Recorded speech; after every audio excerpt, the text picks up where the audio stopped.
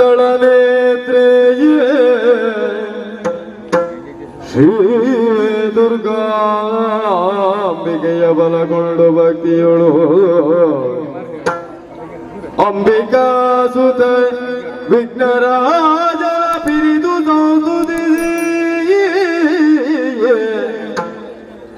ಅಂಬುನಿಧಿಯಾತ್ಮಜೆಗೆ ಕೈ ಮುಗಿದು ಅಂಬುಜಾಸನವಾಣಿಯರ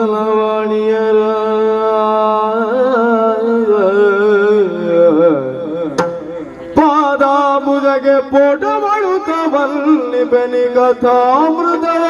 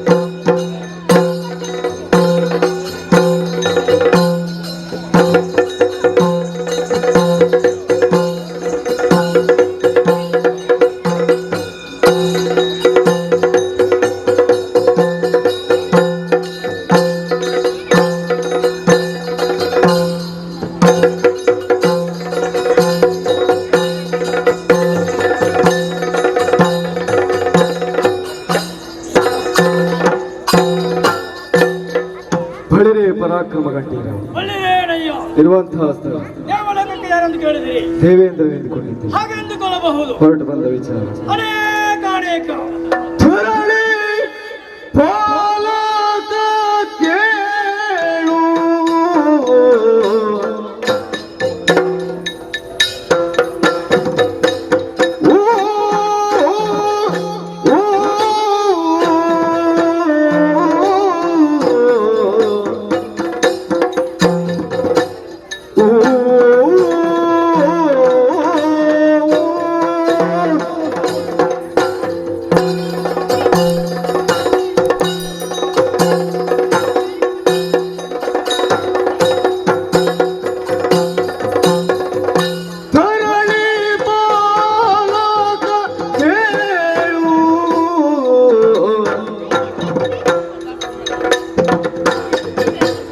ಸುರಬಾಲ ನಾಟದೋಳು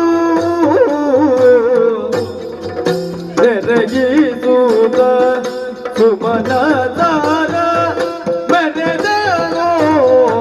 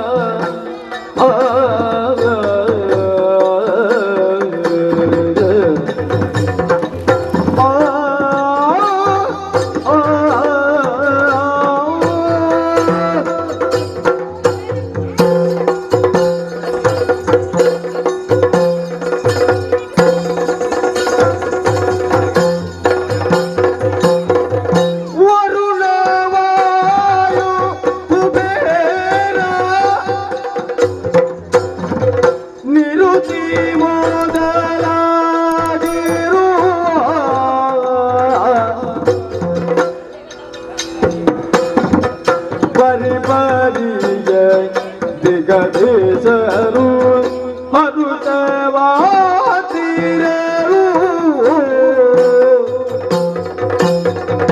ಧರಣಿ ಪಾಲಕ ಕೇಳು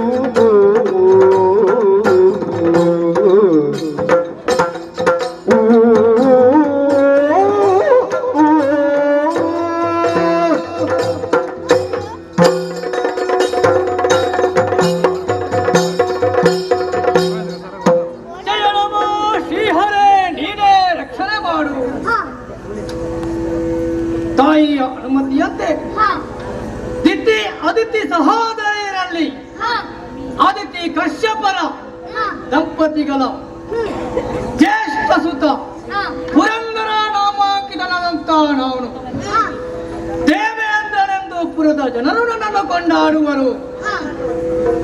ಧರೆಯಲ್ಲೇ ಜನಿಸಿದಂತ ನಾನು ನನ್ನಪ್ಪ ಅದಿತಿ ದೇವಿಯಲ್ಲಿ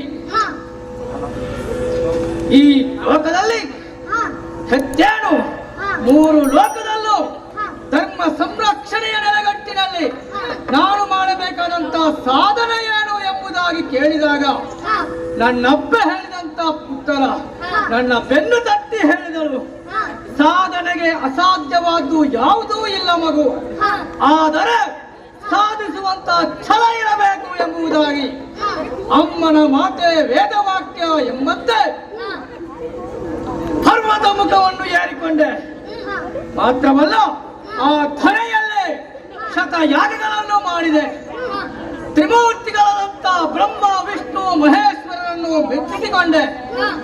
ಸತ್ಫಲವಾಗಿಯೇ ಈ ಹಿಂದೆ ಆದಿಮಾಯೆಯಿಂದ ಸೃಷ್ಟಿಯಾದಂತ ತ್ರಿಲೋಕಗಳು ಸ್ವರ್ಗ ಮರ್ತ್ಯ ಪಾತಾಳ ಒಂದು ವ್ಯಕ್ತಿಗೆ ಶಿರ ದೇಹ ಪಾದ ಎಷ್ಟು ಮುಖ್ಯವೋ ಅದೇ ರೀತಿಯಲ್ಲಿ ಶಿರದ ಸ್ಥಾನದಲ್ಲಿ ಸ್ವರ್ಗವು, ದೇಹದ ಸ್ಥಾನದಲ್ಲಿ ಮರ್ತ್ಯವು, ಪಾದದ ಸ್ಥಾನದಲ್ಲಿ ಪಾತಾಳವೂ ಇರುವುದು. ಅಂತೆಯೇ ಮೂರು ಕಡೆಗಳಲ್ಲಿ ಶ್ರೇಷ್ಠವಾದಂತ ಲೋಕವೇ ಸ್ವರ್ಗಲೋಕ. ಮೂರು ಮೂರ್ತಿಗಳ ಅನುಗ್ರಹದಿಂದ ನಾನು ಮೆಚ್ಚಿದ ಯಾಗದ ಫಲವಾಗಿ ಸ್ವರ್ಗಲೋಕದ ಇಂದ್ರ ಪದವಿಯನ್ನು ನನಗಿತ್ತಿದ್ದಾರೆ. ಮೂರು ಮೂರ್ತಿಗಳ ಅನುಮತಿಯಂತೆ ಸ್ವರ್ಗಲೋಕವನ್ನು ಆಳುತ್ತಾ ಇದ್ದೇನೆ.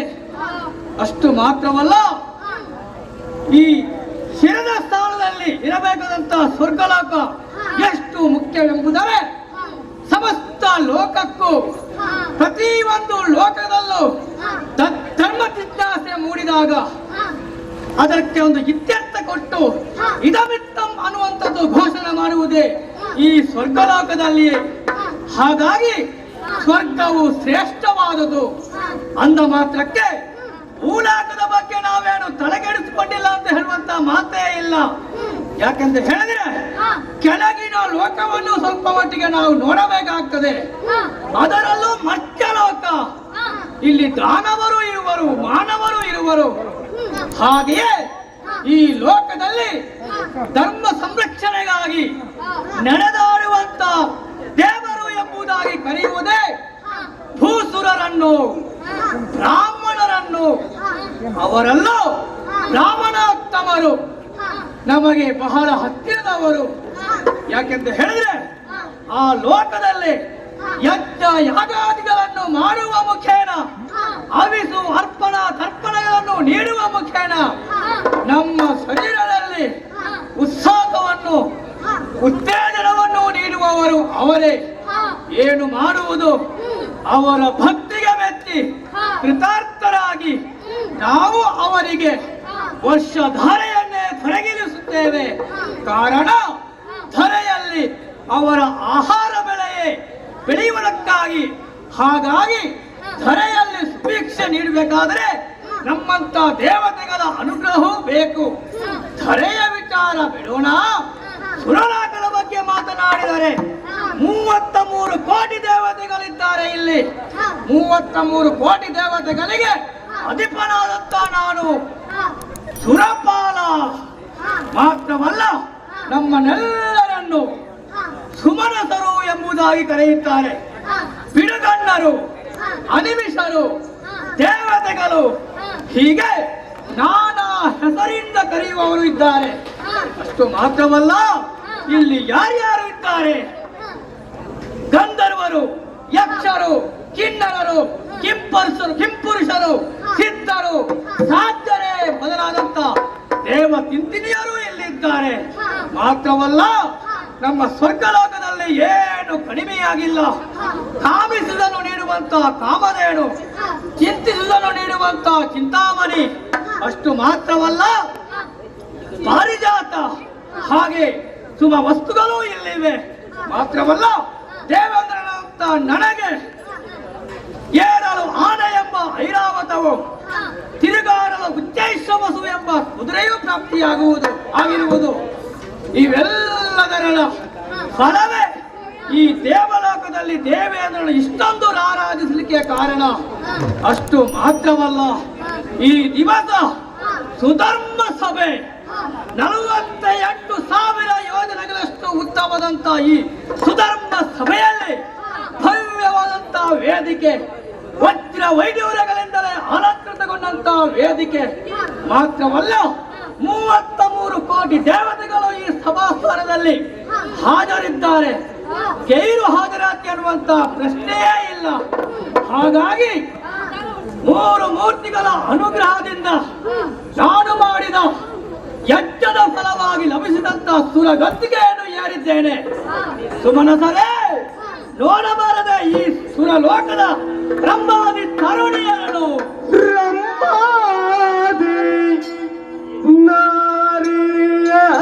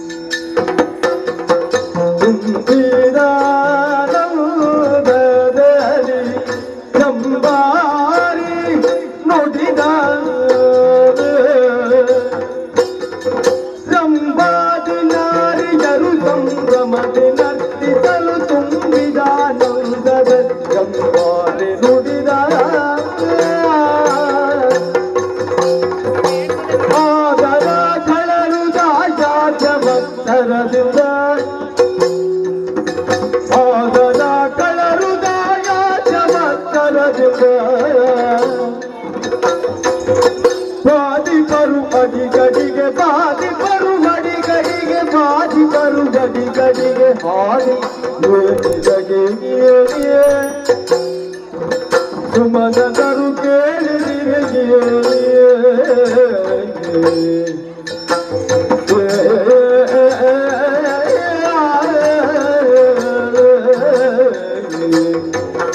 ಸುಮನದರೆ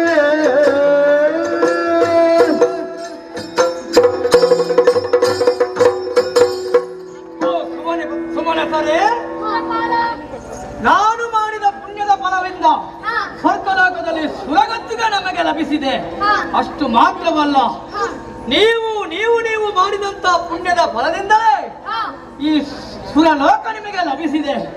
ಹಾಗೆಯೇ ಈ ಲೋಕದಲ್ಲಿ ಅಗ್ನಿ, ವಾಯು, ವರುಣ, ನಿರುತಿ, ಸೋಮನೆ ಮೊದಲಾದಂತ ಅಷ್ಟ ದಿಕ್ಪಾಲಕರಿದ್ದೀರಿ. ಒಂದೊಂದು ದಿಕ್ಕಿಗೆ ಒಬ್ಬೊಬ್ಬ ಅಧಿಪತಿಗಳಾಗಿದ್ದೀರಿ. ಅಷ್ಟು ಮಾತ್ರವಲ್ಲ, ಈ ಸುರಲೋಕದ ಸುಧರ್ಮ ಸಭೆಯನ್ನು ನೋಡಿದ ಬಂದ ತಕ್ಷಣ ನಾನು ಪ್ರಪ್ರಥಮವಾಗಿ ಮಾಡಿದ್ದು ನನ್ನ ಗುರುಗಳಾದಂತ ಬೃಹಸ್ಪತ್ಯಾಚಾರ್ಯರಿಗೆ ವಂದಿಸಿದ್ದೇನೆ. ಸುರಗತ್ತಿಗೆಯನ್ನು ಏರಿದ್ದೇನೆ. ಹೀಗೆ ಅಲಂಕೃತಗೊಂಡಂತ ಈ ವೇದಿಕೆಯಲ್ಲಿ ನೋಡಬಾರದೆ ನೋಡಬಾರದೆ. ಆಹಾ ಆಹಾ, ತುಂಬುರ ನರದಾದಿಗಳು ಹರಿನಾಮ ಸಂಕೀರ್ತನೆಗಳನ್ನು ಮಾಡಿ ಸಭೆ ತುಂಬಿ ತುಳುಕುತ್ತಾ ಇದೆ. ಮಾತ್ರವಲ್ಲ, ರಂಭಾದಿ ತರುಣಿಯರು ನರ್ತನವನ್ನು ಮಾಡುತ್ತಾ ಇದ್ದಾರೆ. ಎಂತವರ ಮೈ ನವಿರೇಳಲೇಬೇಕು. ಈ ನರ್ತನಕ್ಕೆ ಸರಿಸಾಟಿ ಇಲ್ಲ ಎಂಬಂತೆ ಚಿತ್ರಸೇನನು ಹಿಮ್ಮೇಳದೊಂದಿಗೆ ವಿನೂತನ ಶೈಲಿಯಲ್ಲಿ ಹಿನ್ನೆಲೆಯನ್ನು ನುಡಿಸ್ತಾ ಇದ್ದಾನೆ. ಆಹಾ, ನೋಡಬಾರದೆ. ಆದರೆ ಈ ಲೋಕದಲ್ಲಿ ಇರುವಂತಹ ಸಮಸ್ತ ವಸ್ತುಗಳು, ಸಮಸ್ತ ವೈಭವವೂ ಇದೆ.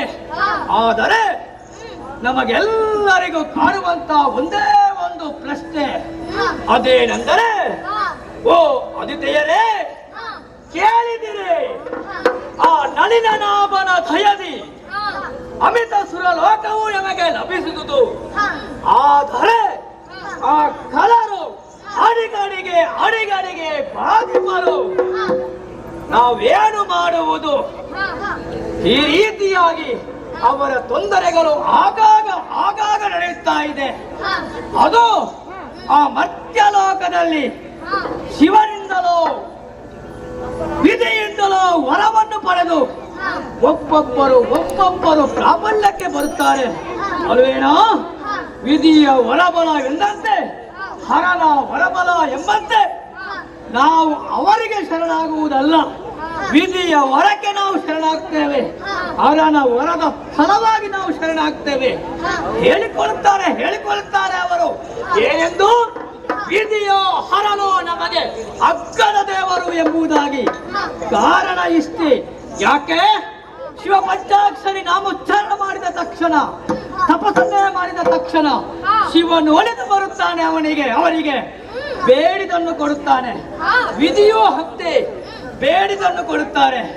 ಆ ಶತಮೂರ್ಖರಿಗೆ ಇದೇನು ಅರ್ಥ ಆಗಬೇಕು ಶಿವನಾಮದ ಮಹಿಮೆ?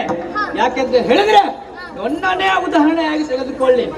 ಶತಯಾಗಗಳನ್ನು ಮಾಡುವ ಮುಖೇನ, ಅದು ಧರೆಯಲ್ಲಿ ತ್ರಿಮೂರ್ತಿಗಳನ್ನು ಮೆಚ್ಚಿಸಿ ಇಂದ್ರ ಪದವಿಯನ್ನು ಅವರೇ ಕೊಟ್ಟದ್ದು ನನಗೆ. ನಾನು ಪಡ್ಕೊಂಡದ್ದೇನು ಅಲ್ಲ, ನನ್ನ ಸಾಮರ್ಥ್ಯವನ್ನು ನೋಡಿ. ಯಾಕೆಂತ ಹೇಳಿದ್ರೆ ನನ್ನ ಶ್ರಮ ಅಷ್ಟಿತ್ತು. ಆದರೆ ಈ ಅಸುರರು ಮಾಡುವಂತ ಶ್ರಮವಾದರೆ ಏನು? ಯಾಕಸಿತ್ ಕೇವಲ ತಪವನ್ನು ಮಾಡುವ ಮೂಲಕ ಹರಿಯನ್ನು ವಿಧಿಯನ್ನು ಮೆಚ್ಚಿಸಿಕೊಳ್ಳುತ್ತಾರೆ. ಅತಿ ಶೀಘ್ರದಲ್ಲಿ ಹರಿಯೋ ವಿಧಿಯೋ ತಥಾಸ್ತು ಎನ್ನುತ್ತಾರೆ. ಕಾರಣ ಇಷ್ಟೇ. ಯಾಕೆಂದ್ರೆ ಹೇಳಿದ್ರೆ ಅವರ ಶ್ರಮ ನನ್ನ ಮಟ್ಟಿಗೆ ಏರಬಾರದು ಎಂಬುದಕ್ಕಾಗಿ. ಯಾಕೆಂದ್ರೆ ಹೇಳಿದ್ರೆ ಶ್ರಮದಂತೆ ಫಲ. ಎಷ್ಟು ಶ್ರಮವಹಿಸಿ ಅವರು ದುಡಿಯುತ್ತಾರೋ ಅದರಂತೆ ಅದರ ಫಲವು ಲಭಿಸುವುದು. ಹಾಗಾಗಿ ಶಿವನೋ ಹರನೋ ಅತಿ ಶೀಘ್ರದಲ್ಲೇ ಅವರಿಗೆ ತಥಾಸ್ತು ಅನ್ನುವಂತ ನುಡಿಯನ್ನು ನೀಡುತ್ತಾರೆ. ಕೊಬ್ಬಿನಿಂದ ಮೆರೆಯುತ್ತಾರೆ ಮೂರ್ಖರು. ಅವರಿಗೆ ಕಾಣುವುದೇ ನಮ್ಮ ಸ್ವರ್ಗಲೋಕ. ದಾಳಿಯನ್ನು ಇಡುತ್ತಾರೆ. ಈ ಹಿಂದೆ ಅದೆಷ್ಟೋ ಅಸುರರು ದಾಳಿಯನ್ನು ನೀಡಿದ್ದಾರೆ. ನಿಮ್ಮ ಶಕ್ತ್ಯಾಯುಧಗಳನ್ನು ಬಳಸಿ ಅವರನ್ನು ಎಬ್ಬಿಸಿದಿರಿ. ಆದರೆ ಸ್ವರ್ಗ ಸುಖ, ಸ್ವರ್ಗ ಸಾಮರ್ಥ್ಯ ಕೀಳಂದಾಜಿಸುವಂತಹ ಪ್ರಶ್ನೆಯೇ ಇಲ್ಲ. ಮಾತ್ರವಲ್ಲ, ವಜ್ರಾಯುಧದ ಘಾತ ಎಷ್ಟೆಂಬುದನ್ನು ಈ ಹಿಂದೆ ಬಂದಂತ ವೈರಿಗಳೇ ಮನಗಂಡಿದ್ದಾರೆ. ಹಾಗಾಗಿ ಓ ದಿಗಪರೇ, ಒಂದೊಮ್ಮೆ ಈ ಸ್ವರ್ಗ ಲೋಕಕ್ಕೆ ಅವರ ದಾಳಿಯೂ ಅದೇ ಅಂತಾದ್ರೆ ನೀವು ಮಾಡುವಂತ ಶ್ರಮವೇ ಹೇಳಿ. ಸುರದೇವ ಪದರು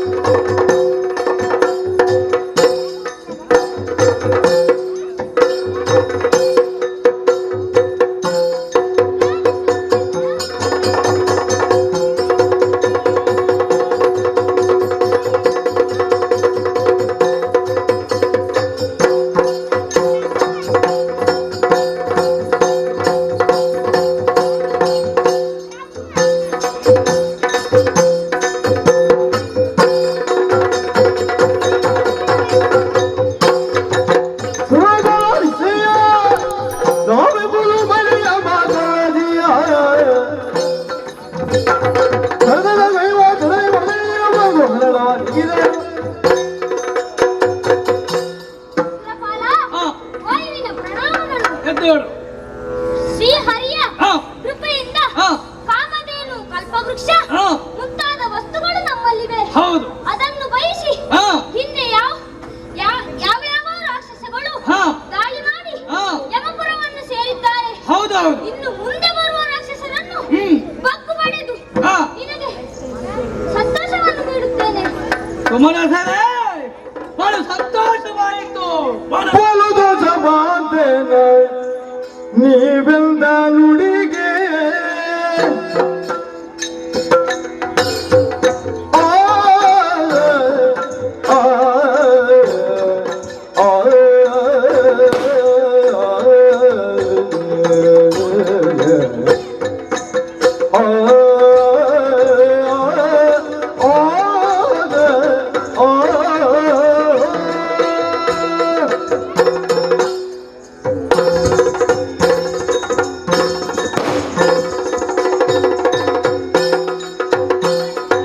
ಬಲು ದೋಷ ಬಾಂಧೇನ ನೀವೆಂದ ನುಡಿಗೆ ಅನುಬಟರ ಉದಯ ಸಂಗರದೊಳಗೆ ಬಲು ಬಟರ ಉದಯ ಸಂಗರದೊಳಗೆ ಸಂಗರದೊಳಗೆ ಸಂಗರದೊಳಗೆ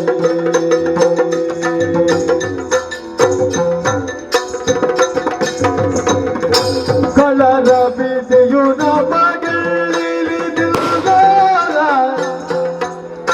ಕಳರ ಬೀದಿಯು ನಮಗಿಳಿದಿಲ್ಲ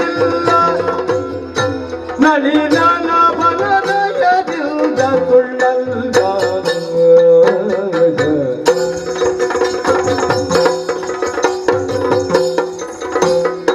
ಬಲು ದೋಷವಾದೇನ ನೀವೆಂದ ನುಡಿಗೆ ಪರ್ವಟದ ಹೃದಯ ಸಂಕರದೊಳಗೆ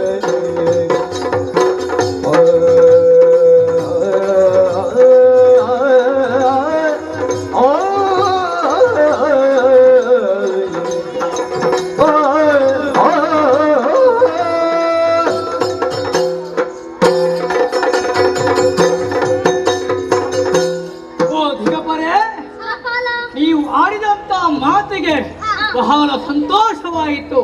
ಈ ಸುಧರ್ಮ ಸಭೆಯಲ್ಲಿ ಈ ಪ್ರಶ್ನೆಯನ್ನು ಯಾಕೆ ನಿಮಗಿಟ್ಟೆ ನೋಡಿ. ಅದೆಷ್ಟೋ ಸಮಯವಾಯಿತು ನಾವು ಸಂಗ್ರಾಮವನ್ನು ನೀಡದೆ, ಯುದ್ಧವನ್ನು ಮಾಡದೆ. ಹಾಗಾಗಿ ನಾವು ಧರಿಸಿರುವಂತಹ ಕಠಾರಿಗೂ ಬಾಣಗಳಿಗೂ ಆಗಾಗ ಹರಿತನ್ನು ಮಾಡಬೇಕಾಗ್ತದೆ. ಅದರ ಸಲುವಾಗಿ ನಿಮ್ಮಲ್ಲಿ ನಾನೊಂದು ಪ್ರಶ್ನೆಯನ್ನು ಇಟ್ಟೆ. ನೀವು ನುಡಿದಂತ ಮಾತಿಗೆ ನನಗೆ ಬಹಳ ಸಂತೋಷವಾಯಿತು. ಇಂಥ ಕಲಿಗಳು ಇರುವ ತನಕ ಸುರಲೋಕಕ್ಕೆ ಭಯವೂ ಇಲ್ಲ. ಹಾಗಾಗಿ ಈ ಸುಧರ್ಮ ಸಭೆಯಲ್ಲಿ ಹೆಚ್ಚು ಚರ್ಚಿಸಲು ವಿಷಯಗಳಿಲ್ಲ. ಇಂದಿನ ಸಭೆಯನ್ನ ನಾವು ನಿರ್ಗಮಿಸಲವೇ?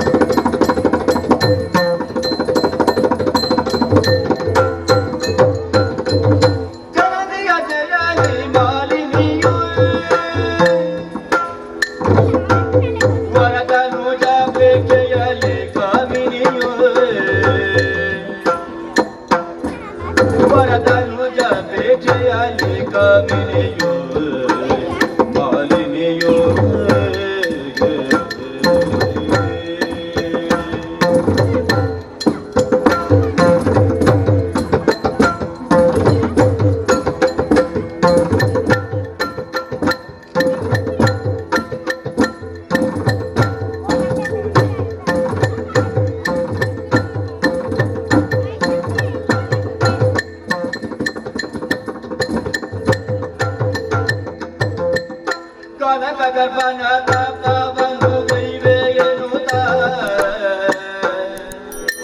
ಕನಕ ಗರ್ಭನ ತಪವನ್ನು ಕೈವೆ ಎನ್ನುತ್ತ ವನಕಾಗಿ ನಡೆದಳು ಮನದಿ ಯೋಚಿಸಿದಳು ವನಕಾಗಿ ನಡೆದದು ವನಕಾಗಿ ನಡೆದದು ವನಕಾಗಿ ನಡೆದದು ಮನದಿ ಯೋಚಿಸಿದಳು ಕನಕ ಗರ್ಭನ ತಪವನ್ನು ಕೈವೆ ಎನ್ನುತ್ತ ವನಕಾಗಿ ನಡೆದದು ಮನದಿ ಯೋಚಿಸಿದಳು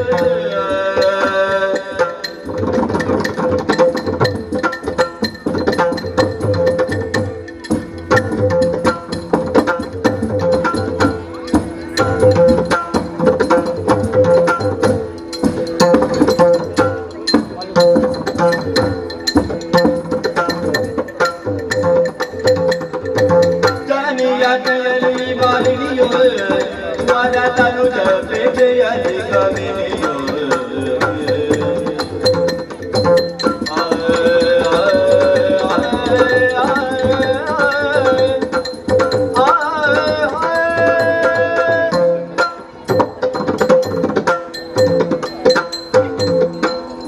ಕಶ್ಯಪ ಬ್ರಹ್ಮನ ಹಿರಿಯ ರಾಣಿ ನನ್ನ ಅಮ್ಮ ದಿತಿದೇವಿ ಅವರ ಮನಸ್ಸಿನ ಅಳಲು ಏನು ಅಂತ ಎಲ್ಲವನ್ನು ಕೇಳಿ ತಿಳಿದುಕೊಂಡವಳು ನಾನು.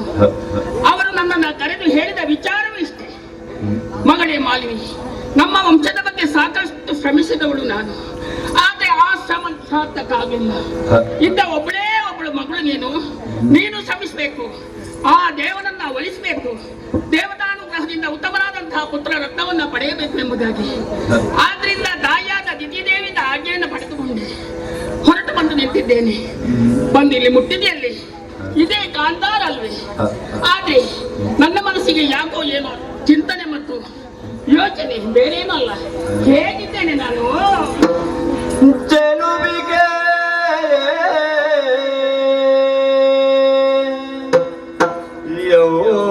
ಯೌವನ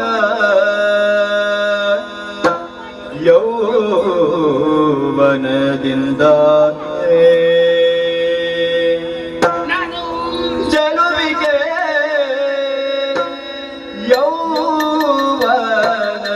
ಯೌವನದಿಂದ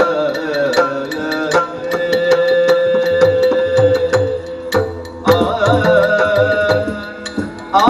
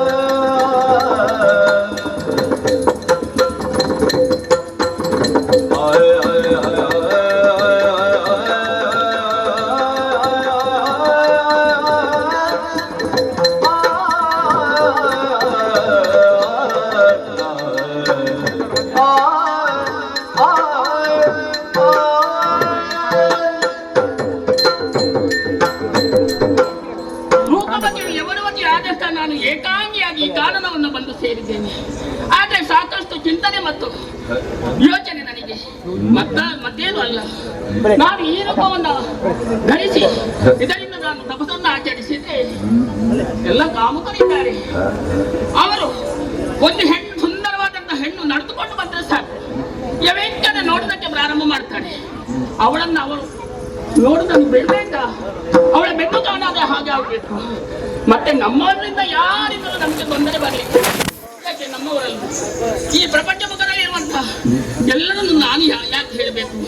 ನಮ್ಮವರೇ ವೈದ್ಯಗಳು ಇದ್ದಾರೆ, ಆದ್ರೆ ಅವರು ಮಾತ್ರ ನಮ್ಮ ಪಕ್ಷದವರಲ್ಲ, ಬೇರೆ ಪಕ್ಷದವರು.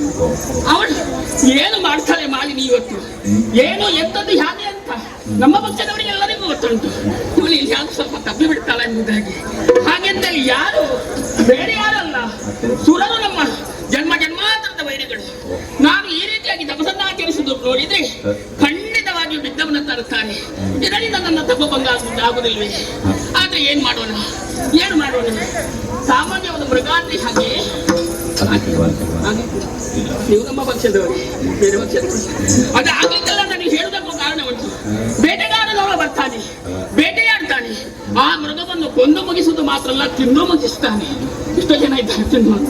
ಹಾಗೆ ಅಷ್ಟು ಮಾತ್ರ ಅಲ್ಲ, ಯೋಚನೆ ಮಾಡಿದ್ರೆ ಸಾಮಾನ್ಯ ಬೇಡ ವಿಷ ಜಂತು ಆದ್ರೆ ಹಾಗೆ. ಅದಕ್ಕೆ ಯಾರು ವೈರಿಗಳಿಲ್ವೇ? ಉಂಟು. ಹದ್ದು ಕಣ್ಣಿಗೆ ಬಿದ್ದರೆ ಕುಕ್ಕಿ ಅದು ಮುಗಿಸಿಯೇ ಬಿಡ್ತಾರೆ. ಹಾಗಾದ್ರೆ ಏನು ಮಾಡೋಣ, ಏನು ಮಾಡೋಣ? ಹೀಗೆ ಯೋಚನೆ ಮಾಡುವಂತಹ ಸಂದರ್ಭದಲ್ಲಿ ಅನತಿ ದೂರದಲ್ಲಿ ನೋಡಿದ್ರೆ ಮೈಸಿಗಳ ಹಿಂಡೇ ಕಾಣ್ತಾ ಇದೆ. ಮೈಸಿಗಳ ಹಿಂಡುವಂತ ಹೇಳಿದ್ರೆ ಸಾಧು ಪ್ರಾಣಿಗಳಲ್ವೇ, ಅದಕ್ಕೆ ಯಾರಿಂದಲೂ ತೊಂದರೆ ಬರಲಿಕ್ಕಿಲ್ಲ. ಆದ ಕಾರಣ ಮಹಿಷಿಗಳ ಹಿಂದಿನಲ್ಲಿ ನಾನು ಕೂಡ ತದೇ ರೂಪವನ್ನು ಧರಿಸಿ ತಪಸ್ಸನ್ನು ಆಚರಿಸ್ತೇನೆ.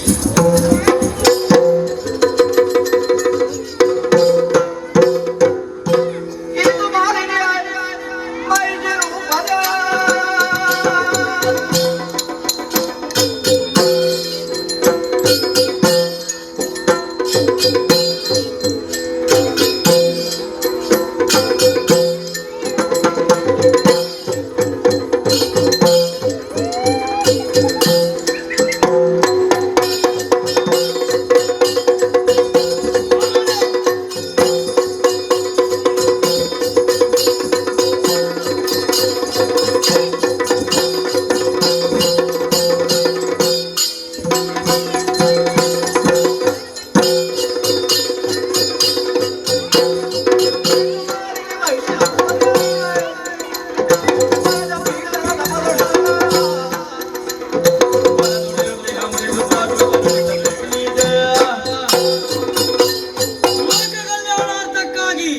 ತಪಸ್ಸನ್ನು ಆಚರಿಸುವಂತಹ ಸುಪಾರ್ಶ್ವಕ ಮುನಿ ನಾನು. ಈ ವನದಲ್ಲಿ ತಪಸ್ಸನ್ನು ಆಚರಿಸ್ತಾ ಇದ್ದೆ. ಒಮ್ಮಿಂದೊಮ್ಮೆಗೆ ತಪಸ್ಸಿಗೆ ಭಂಗ ಬಂತಲ್ಲ. ಯಾರಿಂದ ಯಾರಿಂದ ಯಾರಿಂದ ಯಾರಿಂದ ಎಂದು ಯಾಕೆ ಯೋಚಿಸುವುದು? ಜ್ಞಾನ ದೃಷ್ಟಿಯನ್ನು ಬೇರೆ ನೋಡ್ತೇನೆ.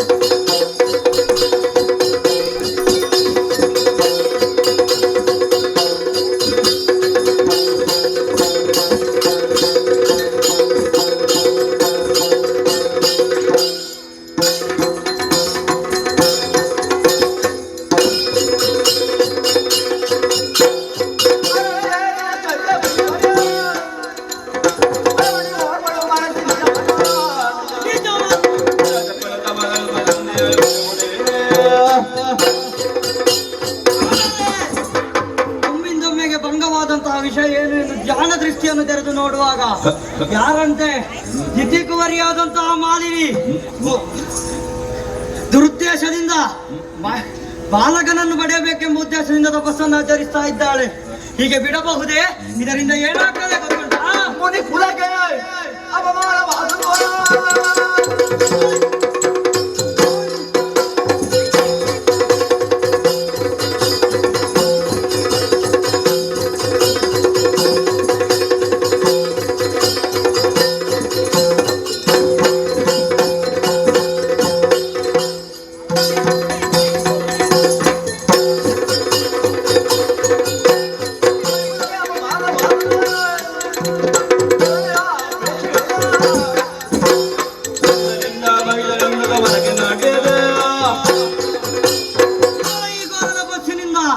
ಲೋಕ ಕಲ್ಯಾಣವಾಗ್ತದೆ ಖಂಡಿತವಾಗಿಯೂ ಇಲ್ಲ. ಲೋಕ ಕಂಟಕನಾಗಿ ಮೆರೆಯುವಂತಹ ಮಗನನ್ನು ಪಡೆಯುವ ದುರ್ದೇಶದಿಂದ ಮಾಡ್ತಾ ಇದ್ದಾಳಲ್ಲ ತಪಸ್ಸು. ಹೀಗೆ ಬಿಡಬಹುದೇ? ಇಡೀ ಶಾಪವನ್ನು ಎಂಬುದಾಗಿ ಕೊಟ್ಟಿದ್ದೇನೆ. ಶಾಪವನ್ನು ಯಾವ ರೂಪದಲ್ಲಿ ನೀನು ತಪಸ್ಸನ್ನು ಆಚರಿಸಿದೆಯೋ ಆತನೇ ನಿನ್ನ ಉದರದಲ್ಲಿ ಮೈಸೂರಾಗಿ ಮುಟ್ಟಲಿ. ನಾನು ಕೊಟ್ಟಂತಹ ಶಾಪವನ್ನು 3 ಮೂರ್ತಿಗಳಿಂದಲೂ ಪರಿಹರಿಸದೇ ಹೋಗಲಿ. ಇನ್ನು ಅರಕ್ಷಣೆ ಇಲ್ಲಿರುವುದು ಸರಿಯಲ್ಲ. ತಪೋಭಂಗವಾಗಿದೆ, ಮನಸ್ಸು ಅಲ್ಲೋಲ ಕಲ್ಲೋಲವಾಗಿದೆ. ಸುತ್ತಲವನ್ನು ಅರಸುತ್ತಾ ಆ ಕಡೆಗೆ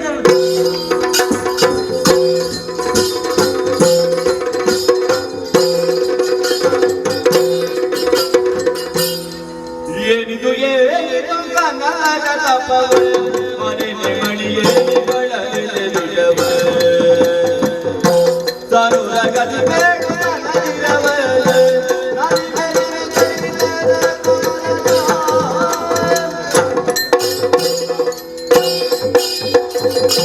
ಬ್ರಹ್ಮದೇವ, ನಿನ್ನ ಕುರಿತಾಗಿ ತಪಸ್ಸನ್ನು ಆಚರಿಸ್ತಾ ಇದ್ದೇನೆ. ಇನ್ನೂ ಕೂಡ ಪ್ರತೀಕ್ಷೆ ಆಗುವುದಿಲ್ಲ. ಮಗಳೇ ಮಾಲಿನಿ, ಇದೋ ನಿನ್ನ ಅನನ್ಯವಾದಂತಹ ಭಕ್ತಿಗೆ ಒಲಿದಿದ್ದೇನೆ. ಬೇಕಾದವರವನ್ನ ಕೇಳು, ಅನುಗ್ರಹಿಸುತ್ತೇನೆ. ಕರುಣಾ ಸಾಗರ ದೇವ, ಕರುಣ ಸಾಗರ ದೇವ ಪರಮೇಶ್ವರಿ ಕೇಳಯ್ಯ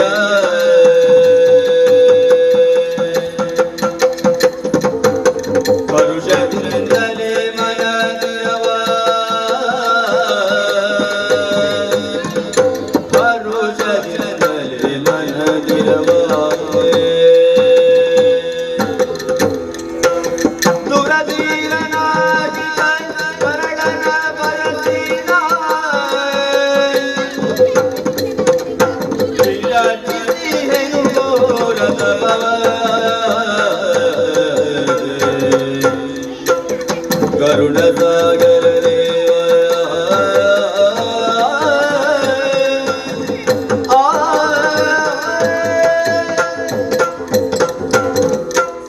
ಕರುಣಾಸಾಗರ ದೇವ, ಏನಮ್ಮ ಮಗಳೇ ನಿನ್ನ ಈ ದಿವ್ಯವಾದ ಪಾದಪದ್ಮಗಳನ್ನ ಕಂಡು ಧನ್ಯಳಾದೆ. ಹಾಗೆ ನನ್ನ ತಪಸ್ಸಿನ ಉದ್ದೇಶ ಏನು ಎಂಬುದಾಗಿ ಸನ್ನಿಧಾನದಲ್ಲಿ ನಾನೇ ಅರಿಕೆ ಮಾಡಿಕೊಳ್ಳಬೇಕಿದೆವು. ಹೇಳಮ್ಮ. ಸರಿ, ದುರಧೀರನಾದಂತಹ ಮಗನೋರ್ವನನ್ನ ಪಡೆಯಬೇಕು. ಆ ಮಗನಿಂದ ನನ್ನ ವಂಶ ಉದ್ಧಾರ ಆಗಬೇಕು ಎಂಬುದಾಗಿ ಈ ರೀತಿಯಾಗಿ ತಪಸ್ಸನ್ನು ಆಚರಿಸಿದ್ದೇನೆ. ಅನುಗ್ರಹ ಮಾಡುತ್ತದೆ. ನಿನ್ನ ಮನದ ಅಭೀಷ್ಟ ಸಿದ್ಧಿಸಲಿ ಮಗಳೇ. ಆದರೆ ನಿನ್ನ ಉದರದಲ್ಲಿ ಕೊಳನೆ ಹುಟ್ಟುತ್ತಾಳೆ ತಾಯಿ. ಅಯ್ಯೋ ಶಿವನಿ, ಎಂತ ಮಾತುಗಳನ್ನು ನಾನು ಕೇಳ್ತಾ ಇದ್ದೇನೆ. ಆ ಬರಸಿಡಿಲೇ ನನ್ನ ತಲೆಗೆ ಎರಗಿದಂತಾಯಿತು. ಒಳ್ಳೆಯ ಮಗನನ್ನ ಪಡೆಯಬೇಕು, ಆ ಮಗನಿಂದ ನನ್ನ ವಂಶ ಉದ್ಧಾರ ಆಗಬೇಕು ಎಂಬುದಾಗಿ ಯೋಚನೆ ಮಾಡಿದ್ದು ಮಾತ್ರ ಅಲ್ಲ, ಆ ಮುಕ್ಕುಟ್ಟ ನನ್ನಮ್ಮನ ಮುಖಕ್ಕೆ ಮುತ್ತನ್ನ ಇಡಬೇಕು, ಈ ತುಂಬ ಕೈಗಳಿಂದ ನಾನು ಎತ್ತಿ ಆಡಿಸಬೇಕು ಎಂಬುದಾಗಿ ಯೋಚನೆ ಮಾಡಿದೆ. ನನ್ನ ಉದರದಲ್ಲಿ ಗೋಣಮುಕ್ತ ಎಂಬುದಾಗಿ ಆಶೀರ್ವಾದ ನೀವು ತಾವು ಮಾಡ್ತಾ ಇದ್ದೀರಾ. ಹಾಗಾದ್ರೆ ನಾಳಿನ ಪ್ರಪಂಚ ಯಾವ ರೀತಿ ಹೇಳಿಕೊಡ್ತದೆ? ಮಾಲಿನಿ ಎಷ್ಟೇ ವರ್ಷ ತಪಸ್ಸನ್ನಾಚರಿಸುವ ಫಲಕಾರಿಯಾಗಲಿಲ್ಲ, ಕೊನೆಗೂ ಪಡೆದದ್ದು ಗೋಣನ ಎಂಬುದಾಗಿ ತುಚೀಕರದ ಮಾತನ್ನಾಡುತ್ತಿದೆ. ಈ ಮಾತನ್ನ ಹೇಳಿ ಕೇಳಿ ನಾನು ಯಾಕೆ ಪ್ರಪಂಚ ಮುಖದಲ್ಲಿ ಬಂದುಕೊಂಡಿರಬೇಕು? ಆದರೆ ಚಿಂತಿಸಬೇಡ, ಚಿಂತಿಸದಿರು. ಮರುಗದಿರು ಮಾಲಿನಿಯೇ ಮುನಿವರ ನೊರೆದ ವಚನವು ತಪ್ಪಲರೆಯದೋ ಮುನಿವರ ನೊರೆದ ವಚನವು ತಪ್ಪಲರೆಯದೋ ತರಳ ಮಹಿಷನು ಜನಿಸಿದರು ನಿನ್ನುದರದಲ್ಲಿ ಮುಂದೆ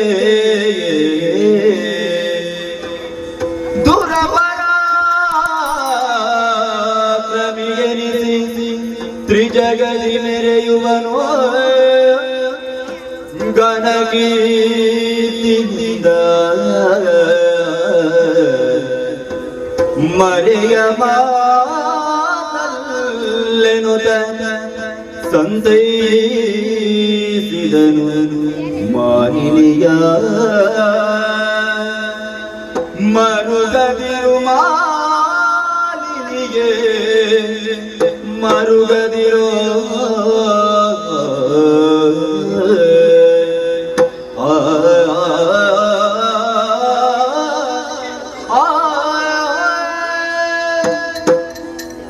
ಮಗಳೇ ಮಾಲಿನಿ, ಬ್ರಹ್ಮದೇವ, ನನ್ನನ್ನ ಕುರಿತು ಗಾಢವಾದಂತಹ ತಪಸ್ಸನ್ನು ಬೈದೆಯಾ? ಸತ್ಯ. ಅನನ್ಯವಾದ ಭಕ್ತಿಯಿಂದ ನನ್ನನ್ನು ಒಲಿಸಿಕೊಂಡೆಯಾ? ಆದರೆ ನಾನಿತ್ತವರ ಅದು ಸಿದ್ಧಿಸಲೇಬೇಕು. ಆದರೆ ನೀನು ಕೈದಂತಹ ಕೆಲಸವನ್ನು ಕಾರ್ಯವನ್ನು ಯೋಚಿಸಿದೆಯಾ? ಏನು? ಮಾನವರು ಮಾತ್ರವೇ ಮಾಡುವಂತಹ ಕೆಲಸ ನೀನು ಮಾಡಲಿಲ್ಲ. ತನ್ನ ವೇಷವನ್ನು ಮರೆಮಾಚಿ ಮಾನವಳಾದಂತಹ ನೀನು ಪ್ರಾಣಿಯ ಆಕೃತಿಯನ್ನು ತಳೆದೆ. ಕಾಮಕರಿಗೆ ಬೆದರಿ ಈ ರೀತಿಯಾಗಿ ತಪಸ್ಸನ್ನು ಆಚರಿಸಿದ್ದು. ಆ ಮೂಲಕ ಮುನಿಕುಲಕ್ಕೆ ಅಪಮಾನವನ್ನೆಸಗಿದೆ. ಹೌದು.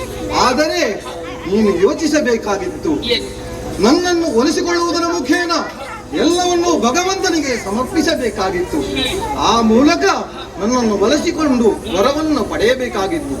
ಆದರೆ ನೀನು ಆ ಕಾರ್ಯದಲ್ಲಿ ಎಡವಿದೆ. ಅದಕ್ಕೆ ಪ್ರಾಯಶ್ಚಿತವಾಗಲೇಬೇಕು. ಆದರೆ ಚಿಂತಿಸಬೇಡ. ಮುಂದೆ ನಿನ್ನ ಉದರದಲ್ಲಿ ಹುಟ್ಟುವಂತಹ ಮಗ ಮೂರು ಲೋಕದಲ್ಲಿಯೂ ಜಗದ್ವಿಖ್ಯಾತನಾಗುತ್ತಾನೆ. ಮಾತ್ರವಲ್ಲ, ಅವನು ಎಲ್ಲರಿಂದಲೂ ಪ್ರಶಂಸೆಗೊಳಪಟ್ಟು ಈ ಭೂಮಿಯಲ್ಲಿ ಅತ್ಯಂತ ಶ್ರೇಷ್ಠವಾದಂತಹ ಲೋಕವನ್ನು ಏರುವುದಕ್ಕಿದ್ದಾನೆ. ಆದ್ದರಿಂದ ನಿನ್ನ ಉದರದಲ್ಲಿ ಕೋಣನೆ ಹುಟ್ಟಿದರೂ ನೀನು ಚಿಂತಿಸಬೇಕಾಗಿಲ್ಲ. ಆದ್ದರಿಂದ ನೀನು ಚಿಂತಿಸದಿರು, ನಿನಗೆ ಶ್ರೇಯಸ್ಸಾಗಲಿ. ಬ್ರಹ್ಮದೇವನಿಂದ ಆಶೀರ್ವಾದವನ್ನು ಪಡೆದುಕೊಂಡೆ. ಇನ್ನು ಸಾವಕಾಶ ಮಾಡು ಸರಿಯಲ್ಲ. ಆದಷ್ಟು ಬೇಗನೆ ಹೋಗಿ ನನ್ನ ಅಮ್ಮನಲ್ಲಿ ಈ ವಿಚಾರವನ್ನು ಹೇಳುತ್ತೇನೆ.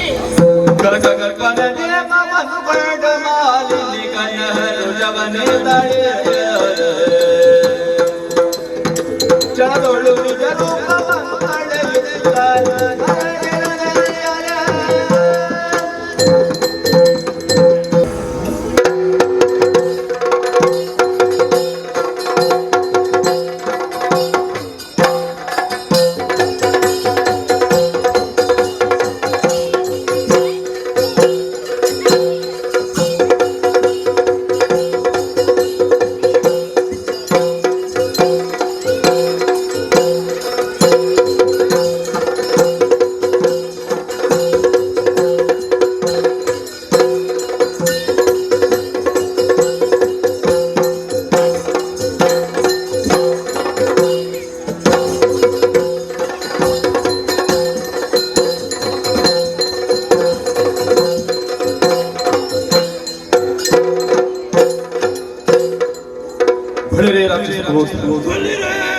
ಇರುವಂತಹ ಮಧುವನಕ್ಕೆ ಯಾರೆಂದು ಕೇಳಿದ್ದೀರಿ?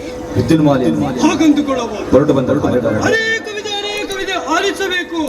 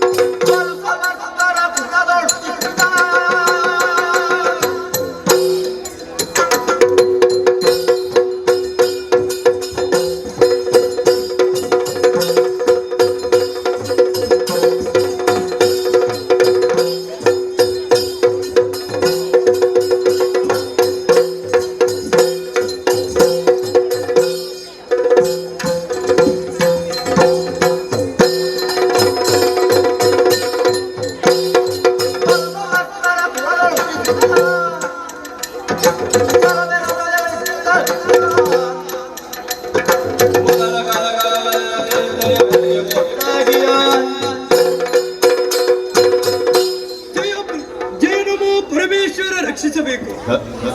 ಪಾತಾಳ ಲೋಕದ ಮಧುವನ ಎಂಬ ಪ್ರದೇಶವಿದು. ಇಲ್ಲಿಯ ಅರಸ ನಾನೇ ವಿದ್ಯುನ್ಮಾಲಿ.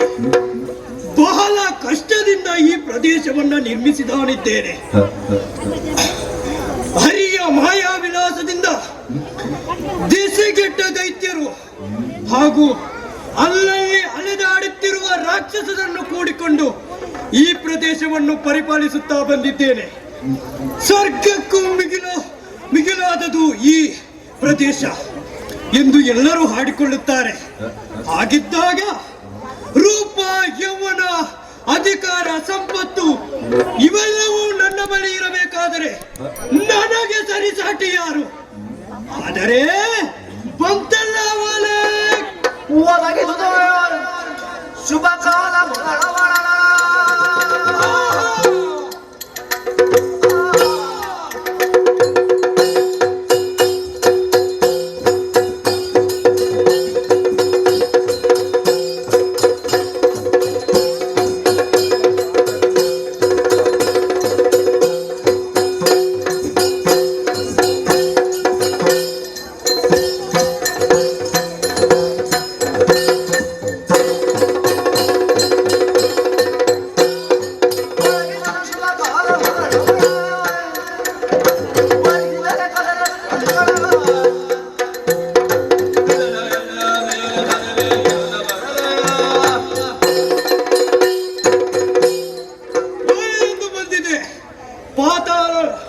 ಲೋಕದಿಂದ ಶೋಣಿತಾಪುರದಿಂದ ಬಂದಂತಹ ಓಲೆ ವಾಚಿಸಿದ್ದೇನೆ.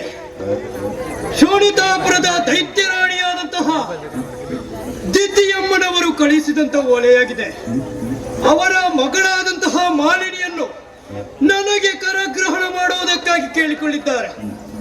ಅವಳು ಸುಂದರಿಯಾದರೆ ನಾನು ಸುಂದರ, ಅವಳು ದೇವಿಯಾದರೆ ನಾನು ದೇವ ಎಂಬುದಾಗಿ ವರ್ಣಿಸಿದ್ದಾರೆ. ಹಾಗಾಗಿ ತಡ ಮಾಡುವುದು ಸರಿಯಲ್ಲ. ತೆರಳುತ್ತೇನೆ ಶೋಣಿತಾಪುರಕ್ಕೆ.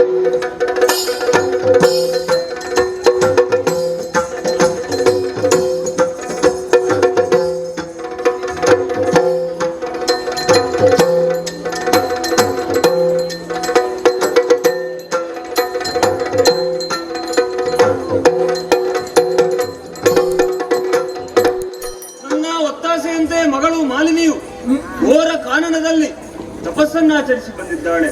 ಬ್ರಹ್ಮನಿಂದ ಬೇಕಾದ ವರವನ್ನು ಪಡೆದ ಆಕೆ ಇದೀಗ ಮನೆಯಲ್ಲಿ ವಿಶ್ರಾಂತಿ ಪಡೆಯುತ್ತಿದ್ದಾಳೆ. ಇನ್ನು ಮಗಳಿಗೆ ಪಾತಾಳ ಲೋಕದ ರಾಜನಾದಂತಹ ವಿದ್ಯುನ್ಮಾಲಿನ ಕೊಟ್ಟು ಮದುವೆ ಮಾಡುವುದಾಗಿ ನಿಶ್ಚಯಿಸಿದ್ದೇವೆ. ದೂತನನ್ನು ಕಳುಹಿಸಿದ್ದೇನೆ, ಎಲ್ಲಿ ಹೋಯಿತು ದಿಬ್ಬಣ ಬರಲಿಲ್ಲ, ಎಲ್ಲಿ ಹೋದ್ರಿ ಇವರು?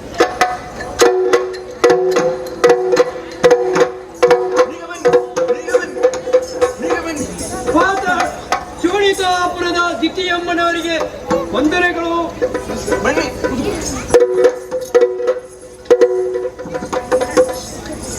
ವಿದ್ಯುನ್ಮಾಲ್ಯ ಆಗಮನವಾಗಿದೆ. ಪುರೋಹಿತರು ಬರಬೇಕಿತ್ತು, ತಡವಾಯಿತು, ಅವರೂ ಬಂದಿಲ್ಲ. ಪುರೋಹಿತರನ್ನು ಕರೆದ ನೀನು.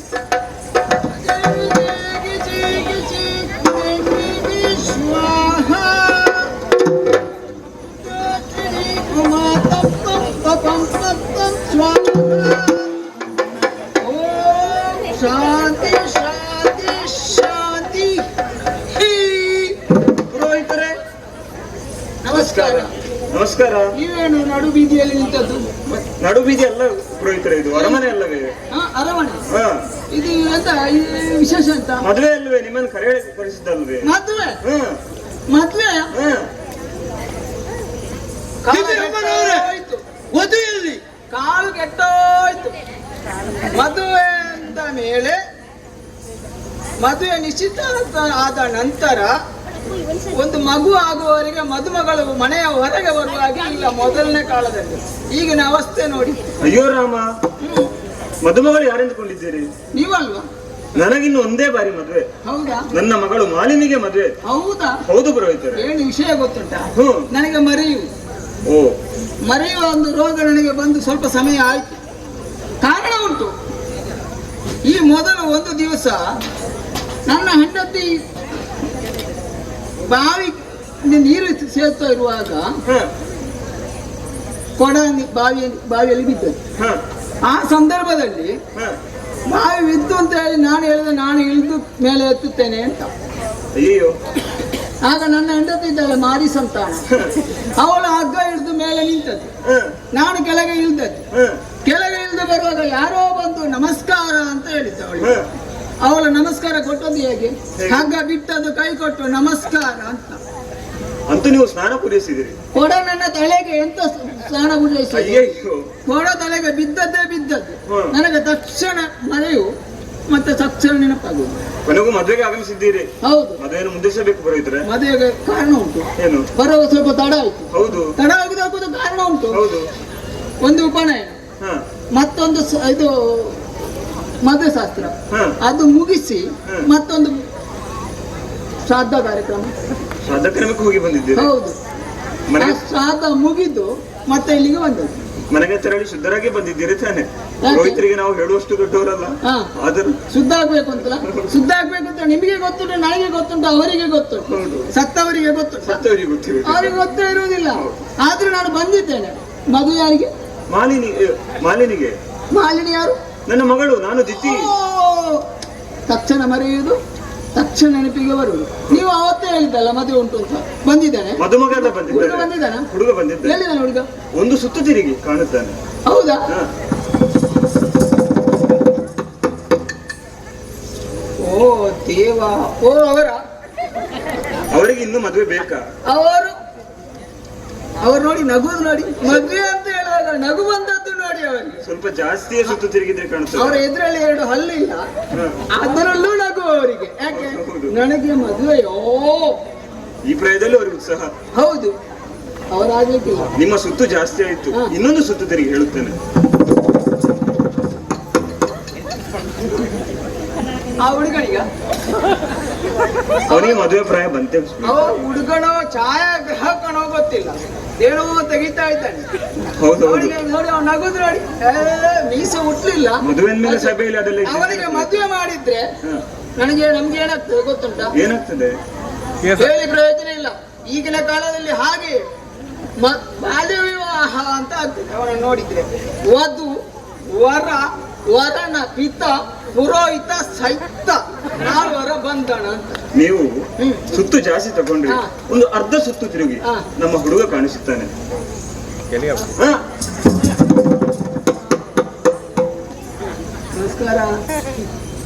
ನಮಸ್ಕಾರ. ಅಮ್ಮ ಇಲ್ಲಿ ಬನ್ನಿ. ಏನು ಪುರೋಹಿತರೆ ಏನಾಯ್ತು? ತಡವಾಯ್ತು ಅಲ್ಲವೇ? ನಿಮ್ಮಲ್ಲಿಗೆ ಬರುವವರಿಗೆ ಹಾ. ಸ್ವಲ್ಪ ಸಂಪ್ರದಾಯ ಕಲಿಸಿಕೊಡ್ಬೇಕು. ಸಂಪ್ರದಾಯಸ್ಥರು ಬರುವುದಲ್ವೇ ನಮ್ಮಲ್ಲಿಗೆ? ಅದು ಬಿಟ್ಟು ಬೇರೆ ಯಾರು ಬರುದು? ಅದು ಸಂಪ್ರದಾಯ. ನಾನು ನಮಸ್ಕಾರ ಅಂತ ಹೇಳಿದೆ. ನಮಸ್ಕಾರ. ಹುಡುಗರಲ್ವೇ ಪುರೋಹಿತರೆ? ಹುಡುಗರಿಗೆ ಹಾಗೆ ನಮಸ್ಕಾರ ಹೇಳಬೇಕು ಅಂತ ಸಂಪ್ರದಾಯ ಮದುವೆ ಕಲಿಸಿಕೊಡ್ಬೇಕು. ನಂತರ ಸಂಪ್ರದಾಯ ಕಲಿಯುತ್ತಾರೆ. ಹೌದಾ? ಹಾ. ಮೊದಲು ಸ್ವಲ್ಪ ಕಲಿಸಬೇಕು. ಈಗಿನ ಹುಡುಗರಿಗೆ ಸಂಪ್ರದಾಯ ಅಂತ ಗೊತ್ತಿಲ್ಲ. ನೋಡಿ ನೀವು- ಕೆಲವರಿಗೆ ನಾವು ಕೈ ಮುಗಿದು ಈಗ ನಮಸ್ಕಾರ ಅಂತ ಕೊಡುದು ಅವ್ರಿಗೆ ಮತ್ತೆ. ಹೌದು ಪುರೋಹಿತರೆ. ಕೆಲವರು ಹಾಗಲ್ಲ, ನಮಸ್ಕಾರ. ಆಯ್ತು, ಈಗ ಕೆಲವರು ತಡವಾಗ್ತಾ ಇದೆ. ಹೇಳಿಲ್ಲ, ನಮಸ್ಕಾರ ಕೊಟ್ರೆ ಕೊಡುವುದೇ ಇಲ್ಲ, ಹೀಗೆ ಬಿಡುದು, ಹಲ್ಲು ಬಿಡುದು ಅಷ್ಟೇ, ನಮಸ್ಕಾರ ಇಲ್ಲ ಅಲ್ಲಿ. ಹೌದು. ಒಮ್ಮೆ ಮಾತಾಡ್ತೇನೆ ನೋಡ. ನಮಸ್ಕಾರ. ಹೇಗೆ ನಮ್ಮ ಹುಡುಗ ಆದಿತ್ಯ? ತೊಂದರೆ ಇಲ್ಲ. ಹ್ಮ್. ಈಗ ಸಂಪ್ರದಾಯ ಬಂತು, ನಮ್ಮ ಮಾತು ಕೇಳಿ ಆಗಿರ್ಬೋದು. ಹೌದು ಹೌದು, ಸಜ್ಜನರ ಸಂಘ ಅಲ್ಲವೇ? ಬಂದದ್ದೇನಿಲ್ಲ. ಹೌದಾ? ಊಟ ಮಾಡಿಲ್ವಾ ನಿನ್ನೆ? ಮಾಡಿದ್ದೀರಾ? ಸ್ವರ ಇಲ್ಲ, ಅದಕ್ಕೆ ಹೇಳಿದ್ದು ಊಟ ಮಾಡಿಲ್ವಾ? ಪುರೋಹಿತರೆ ತಡವಾಗುತ್ತಿದೆ. ಯಾವುದು? ಮದುವೆ. ನಿಮ್ಗೆ ಆಗ್ತುಂಟ, ಅವರಿಗೆ ಆಗ್ತಾ ಇಲ್ಲ. ಅವರಿಗೂ ತಡವಾಗುತ್ತಿದೆ. ಇದು ಮದುವೆ ಅಂತ ಗೊತ್ತುಂಟ? ಹೌದಾ? ಒಪ್ಪಿಗೆಲ್ಲ ಉಂಟಲ್ಲ? ಹುಡುಗಿಯನ್ನು ನೋಡಿದ್ರಾ? ನೋಡಿ ಮತ್ತೆ ಹುಡುಗಿಯನ್ನು ನೋಡಿದ್ರೆ ಮದುವೆ ಆಗಿ ಒಪ್ಪಿದ್ದು ಮಾರಾಯ. ಓಲೆಯನ್ನು ಅರಸಿ ಬಂದದ್ದು. ಅಲ್ಲ, ಹುಡುಗಿಯನ್ನು ನೋಡಿದ್ರೆ ಮದುವೆ ಆಗಿ ಒಪ್ಪಿದ್ದು. ವಧು ವೀಕ್ಷಣೆಗಾಗಿ ಬಂದದ್ದು. ಹೌದಾ? ಮದುವೆ ಹುಡುಗಿಯನ್ನು ನೋಡಿಲ್ಲ. ಇಲ್ಲ. ಈಗ ಹುಡುಗಿ ಇದ್ದಾಳ, ಕರೆಸುವ. ಈಗ ಹುಡುಗಿನ ಕಳಿಸ್ತೀರಾ? ಹೌದು. ಒಮ್ಮೆ ಕಳಿಸ್ತೀವಿ. ಯಾರಲ್ಲಿ? ಮಾಲಿನ್ಯನ್ನು ಕರೆತಂದೆ.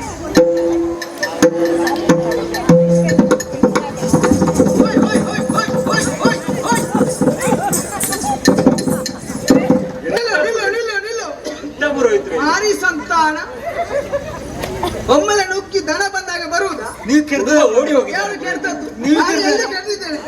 ಒಮ್ಮೆಲೆ ಬರಲ್ಲ ನೋಡ, ಅವನಲ್ಲಿ ಓಡಿ ಹೋಗು. ನೀನು ಒಮ್ಮೆ ಸ್ವಾರಿ ಸಂತ ಒಳಗೆ ಹೋಗು, ಒಳಗೆ ಹೋಗು, ಒಳಗೆ ಹೋಗಿ ನೀನು. ಈಗ ಹೆದರಿದ್ದೇನೆ ಪುರೋಹಿತರೆ, ಒಮ್ಮೆ ಕರೆಯಿರಿ ದಯವಿಟ್ಟು. ನನ್ನ ಪ್ರಾರಬ್ಧ ಇಂಥ ಮದುವೆಯೂ ಬೇಡ, ಎಂತದೂ ಬೇಡ. ಓ ಪುಣ್ಯಾತ್ಮ, ಓ ಪುಣ್ಯಾತ್ಮ, ಅದು ಹೆಣ್ಣು ಅಲ್ಲ, ಹೆಣ್ಣು ಅಲ್ಲ, ಅದು ಗಂಡು ಅಲ್ಲ. ನೀನು ಬಾ. ನಿಮ್ಮ ಹೆಂಡತಿ ಅಲ್ವೇ ಅದು? ಹಾ? ನಿಮ್ಮ ಹೆಂಡತಿ ಅಲ್ವೇ ಅದು? ಮತ್ತೆ ಅದು ಅಂದ್ರೆ ನಾನು ಹೇಳಿದ್ರೆ ಹೇಗೆಂದ್ರೆ, ಅದು ಹೆಣ್ಣಿನ ಆಗಿಲ್ಲ, ಗಂಡಿನ ಆಗಿಲ್ಲ, ಆಯ್ತು. ನನ್ನ ಪ್ರಾರಬ್ಧ. ಪುರೋಹಿತರೆ, ಹಾ? ಹೆಣ್ಣು ಹೋದ್ರೆ ನನಗೆ ಮದುವೆ ಬೇಡ. ಬೇಡಲ್ಲ, ಅದು ಹೆಣ್ಣಲ್ಲ. ನಾನು ಕರೆದಾಗ ತಕ್ಷಣ ಓಡಿ ಬಂದದ್ದು. ಹಾಗಾದ್ರೆ ಮದುವೆಯಲ್ಲಿ ಮಾಲಿನ್ಯವನ್ನು ಕರೆತಂದೆ, ಮಾಲಿನ್ಯವನ್ನು ಕರೆತಂದೆ. ಮತ್ತೆ ಅವರೇ ಮುಂದೆ ಬರುತ್ತಿದ್ದಾರೆ.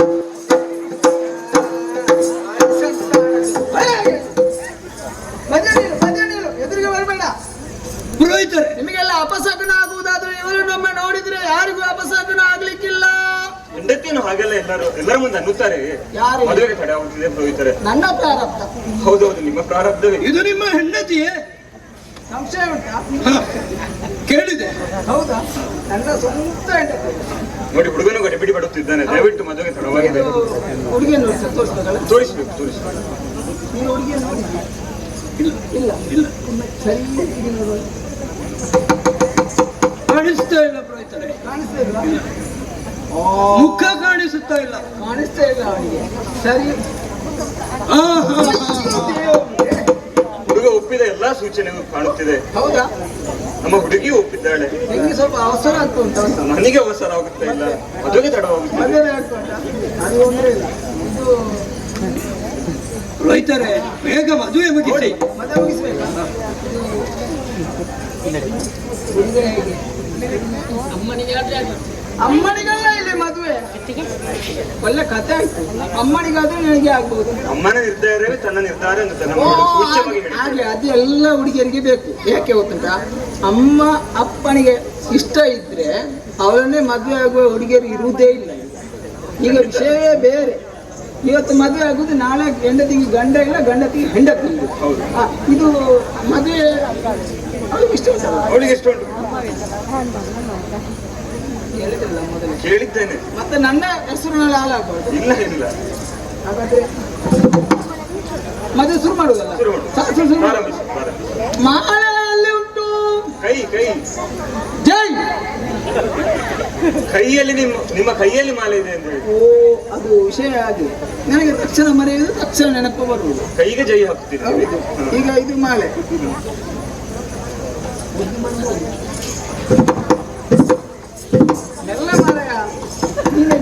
ಮಾರಿ ಸಂತಾನ ಎಲ್ಲ ಅದೇ. ಹತ್, ಬನ್ನಿ, ಬನ್ನಿ. ನೀವು ಮನೆಗೆ ಬನ್ನಿ. ನೀವು ಪುರೋಹಿತರಿಗೆ ಭೋಜನದ ವ್ಯವಸ್ಥೆ ಇರ್ಬೋದು ಎಲ್ಲಿ? ಮನೆಯಲ್ಲಿ.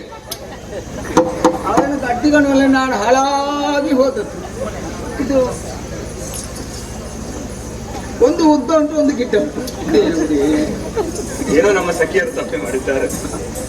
ವ್ಯವಸ್ಥೆ ಸರಿ ಇದ್ರೆ ಆಗ್ತದೆ. ನೀವು ಬಂದ್ಮೇಲೆ ಬೇರೆ ವ್ಯವಸ್ಥೆ ಬೇಡ ಪುರೋಹಿತರೆ. ಬೇಡವಾ? ಬೇಡ, ವ್ಯವಸ್ಥೆ ಇಲ್ಲ. ಇದು ಹೂವಿನ ಮಳೆ ಹಾಕುದಲ್ಲ ಹಾಕೋದು. ಇದು. ನೀನು ಎಂತದ ಮಾರ ಹೀಗೆ ನಿಂತದ್ದು?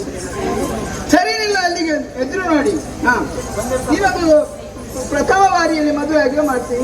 ಇದು ನನಗೆ ಪ್ರಥಮ ಬಾರಿ. ಆಗಲ್ಲ ಮಾರ, ಅದಕ್ಕೆ ಹೇಳುದು ಅಣ್ಣ, ಮದುವೆಗೆ ಹೋಗುವಾಗ ಮಕ್ಕಳನ್ನ ಮದುವೆಗೆ ಕರ್ಕೊಂಡು ಹೋಗಿ ಅವರಿಗೆ ಮದುವೆ ಆಗುವುದು ಹೇಗೆ ಅಂತ ಗೊತ್ತಾಗ್ಬೇಕಾದ್ರೆ ಮದುವೆಯನ್ನು ನೋಡ್ಬೇಕು. ಇದು ಎಂತದ್ದು ಮೊದಲು ಮದುವೆ ಆಗೇ ಮಾಡ್ತಾನೆ, ನೋಡ್ಲೇ ಇಲ್ಲ. ಮಾಲೆ ಹಾಕುವುದು ಹೇಗೆ ಅಂತ ಗೊತ್ತಿಲ್ಲ ಅವರಿಗೆ. ಅಯ್ಯೋ ಪುಣ್ಯಾತ್ಮ, ನೀನು ಕೆಳಗಿಳಿಸು. ಮೊದಲು ಮಾಲೆ ಹಾಕುವುದು ಅವಳು. ಮಾಲೆ ಹಾಕ್ಲಿ ಆಗ್ಲಿಕ್ಕೆ ಕರಿಮಣೆ ಕಟ್ಟಿಬಿಡ. ನೀನು ಹಾಕು ಮಾರಾಯ ಪುಣ್ಯಾತ್ಮ. ಮಾಲೆ ಹಾಕಿ ಆಯ್ತಾ? ಇನ್ನು ಕಾರ್ಯಕ್ರಮ ಉಂಟು ಇನ್ನು ಕೂಡ. ಎಲ್ಲಿಯ ಮಾರಿ ಸಂತಾನ ಎಲ್ಲಿ ಹೋಗ್ಲಿಲ್ಲ? ಕರಿಮಣ್ ತೆಗಿ. ಈಗ ನಾನು ಹೋಗ್ತೀಯ ಮತ್ತೆ ನೀವೇ ಹೇಳಿ. ಅವರ ಮದುವೆ ಆಗುವ ಮೊದಲು ನನ್ನ ಸಾಯಿಸುವ ಅಂದಾಜ. ನೀವು ಹೇಳಿ ಅಲ್ಲ ಮತ್ತೆ ಪುರೋಹಿತರೆ, ಕರಿಮಣಿ ತೆಗಿ ಅಂದ್ರೆ ಕಟ್ಟಿದ ಕರಿಮಣಿ ಅಲ್ಲ, ಕಟ್ಟದ ಕರಿಮಣಿ ತೆಗಿ ಅಂತ ಹೇಳಿದ್ದೆ ನಾನು. ಪುರೋಹಿತರೆ, ಮಾಲೆ ಹಾಕಿ ಆಯ್ತಲ್ಲ. ನಿಮ್ಗೇನು ಅವಸರ ಇಲ್ಲ, ಇನ್ನು ಶಾಸ್ತ್ರಗಳ ಉಂಟು. ಕರಿಮಣಿ ತೆಗಿ. ಶುದ್ಧ ಚಿನ್ನದ್ದು. ಈಗಿನ ಕಾಲದಲ್ಲಿ ತುಂಬಾ ಸಿಗ್ಬಹುದು, ತೊಂದರೆ ಇಲ್ಲ. ಏನಿದು ಪುರೋಹಿತರೆ? ಮಂಗಳ ಸೂತ್ರ. ಇದು ಅವಳ ಗುತ್ತಿಗೆ ಕಟ್ಟಲಿಕ್ಕೆ ಸರಿ ಇಲ್ಲ ಅಮ್ಮ, ಸರಿ ಇಲ್ಲ. ಮಾಂಗಲ್ಯಂ ತಂತು ನಾನೇನ ನನ್ನ ಜೀವನ ಚೋಚುನ.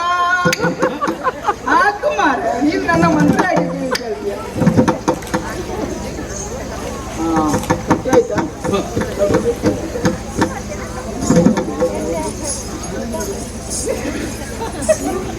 ಪುರೋಹಿತರೆ, ಮಾಂಗಲ್ಯ ಕಟ್ಟಿ ಆಯ್ತು. ಮುಂದಿನ ಕಾರ್ಯಕ್ರಮ ಏನಿದ್ದರೂ ಮುಂದುವರಿಸಿ ಪುರೋಹಿತರೆ. ಭಾರತಿ ಎತ್ತಿಬಿಡಿ. ಅವರೇನು ಮಾತಾಡುದಿಲ್ಲ. ಈಗ ಅವರಿಗೆ ಮಂಗಳಾರತಿ ಆಗ್ಬೇಕಲ್ಲ, ನಾವು ಹೊರಡಬೇಕಾ? ಮಂಗಳ ಸೂಚಕವಾಗಿ ನಾವು ಹೊರಟೆವು. ಮದುವೆ ಆಯ್ತಾ? ಅಯ್ಯೋ ದೇವರೇ, ಇವನಿಗೊಂದು ಅವಸರ ಅಂತ ಹೇಳಿದ್ರೆ ಸ್ವಲ್ಪ ನಿಲ್ಲಿ ಮಾರ. ಇನ್ನು ಮಂಗಳಾರತಿ, ಮುಖ ಮಂಗಳಾರತಿ ಎಲ್ಲ ಆಗ್ಲಿಕ್ಕೆ ಉಂಟು. ಅವನಿಗೊಬ್ಬನಿಗೆ ಊಟಕ್ಕೆ ಅವಸರ ಆಗ್ತಾ ಉಂಟು. ಅವ ಆಗ್ಲೇ ಕೇಳ್ತಾ ಇದ್ದಾನೆ, ಊಟ ಉಂಟಾ ಅಂತ ಹೇಳಿ. ಈಗ ಕೊಡ್ತೇನೆ ಮಾರ. ಕಾಮಿಲಿರನ್ನಗೆ ಹೇಮ ಸುಂದರಗೆ ಕಮಾರಿಯ ಸುತ ಸೋಮಪತಿತಗೆ ಪ್ರೇಮದಿ ಪಾಡಲು ಶ್ರೀಮಂತಾರತಿಯ ಬೆಳಗಿದರು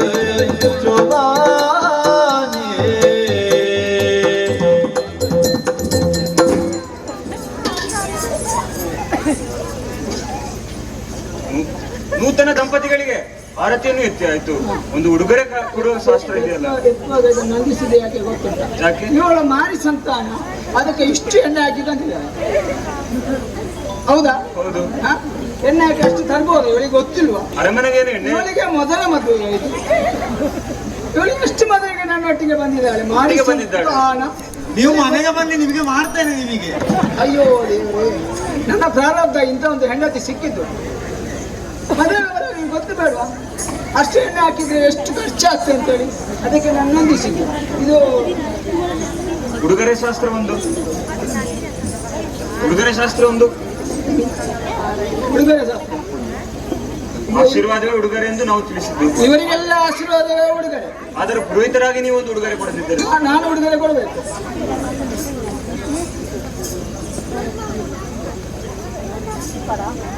ತೊಂದರೆ ಇಲ್ಲ, ಆಗ್ತದೆ.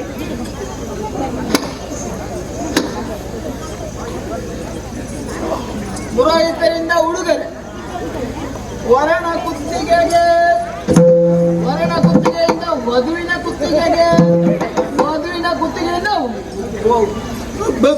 ನನ್ನ ಕೊಂಟಕ್ಕೆ ನನಗೆ ಹುಚ್ಚುಂಟ. ಅಂತೂ ನೀವು ಆಶೀರ್ವಾದಿಸಿದ್ರೆ ಸಾಕು ಪುರೋಹಿತರೆ. ಮದುವೆ ಚಂದವಾಗಿ ಶಾಸ್ತ್ರ ಹೇಳ್ತಲ್ಲ, ಇದು ಏನು ಬಿಟ್ಟು ಕೊಡುವುದು, ಮದುವೆ ಚಂದವಾಗಿ ಕಾಣಿಸಿ. ಚಪ್ಪರ ಇಳಿಸಿಕೊಡುದು ಬೇಡ. ಚಪ್ಪರ ಇಳಿಸ್ಲಿಕ್ಕೆ ನೀವೇ ಪುರೋಹಿತರೆ. ಹೌದಲ್ಲ, ಹುಡುಗಿಯರಿಗೆ ಹೌದು. ಸಭೆಗೆ ಒಂದೆರಡು ಮಾತುಗಳನ್ನು ಆಡಬೇಕು. ಇದು ನಿಮ್ಮ ಊರು ಹೌದಾ ಅಲ್ವಾ? ಹೌದಲ್ಲ, ಇಲ್ಲಿರುವವರೆಲ್ಲ ನಿಮ್ಮವರೇ ಅಲ್ವಾ? ನಮ್ಮ ಅವರಿಗೆಲ್ಲ ಕೈ ಮುಗಿಬೇಕು. ಅಮ್ಮಂದಿರೇ, ಅಕ್ಕಂದಿರೇ, ಅಜ್ಜಂದಿರೇ, ನನ್ನೊಳವಿನ ಸಹಪಾಠಿಗಳೇ, ಗೆಳೆಯರು ಬೇಡ ಅವನಿಗೆ, ಮತ್ತೆ ಗೆಳೆಯರು ಬೇಡ. ನಮ್ಮ ಊರಿನವರೇ, ಈ ದಿನ ನಾನು ನಿಮ್ಮ ಊರನ್ನು ಬಿಟ್ಟು ಹೋಗ್ತಾ ಇದ್ದೇನೆ. ಬಿದ್ದಿಲ್ಮಾಳಿ ಎಂಬವನ ಜೊತೆ ಮದುವೆಯಾಗಿ ಪಾತಾಳ ಲೋಕಕ್ಕೆ ಹೋಗ್ತಾ ಇದ್ದೇನೆ. ಅಲ್ಲಿ ನಾನು ಸುಖವಾಗಿ ಇರುವ ಹಾಗೆ ನನ್ನನ್ನು ಆಶೀರ್ವದಿಸಿ ಕಳುಹಿಸಿಕೊಡಿ.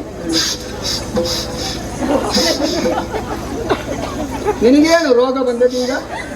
ಅಯ್ಯೋ ಪ್ರಾರಬ್ಧ. ಇದು ಮಾರಿ ಸಂತಾನವನ್ನು ಕಟ್ಟಿಕೊಂಡ ಮೇಲೆ ನಾನು ಹೀಗೆ ಆದ್ದು. ಮೊದಲು ಸರಿ ಇದ್ದೆ. 2 ಅಡಿ ಅಂತರವಿರಲಿ. ಯಾರಿಗೆ? ಅವಳಿಗ ರೋಗ ಬಂದಿದೆ. ಮುಖಕ್ಕೆ ಏನಾದ್ರೂ ಕಟ್ಟಿಕೋ, ಇಲ್ಲಾಂದ್ರೆ ನನಗೆ ಬಂದಿತ್ತು. ನೀವು ಬನ್ನಿ ಮನೆಗೆ. ನೀವು ಮದುಮಗನಿಂದಲೂ ಒಂದು ಸಭೆ ಬೇಕೇ ಅಲ್ಲ? ಬೇಕೇ ಬೇಕು. ಅಮ್ಮಂದಿರೇ,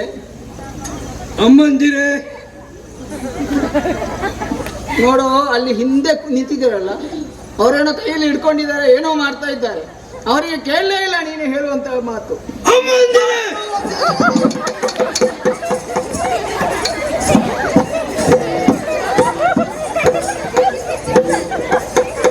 ನೀವೇನು ಸುತ್ತು ಬರೋದು ಹೇಳಿ.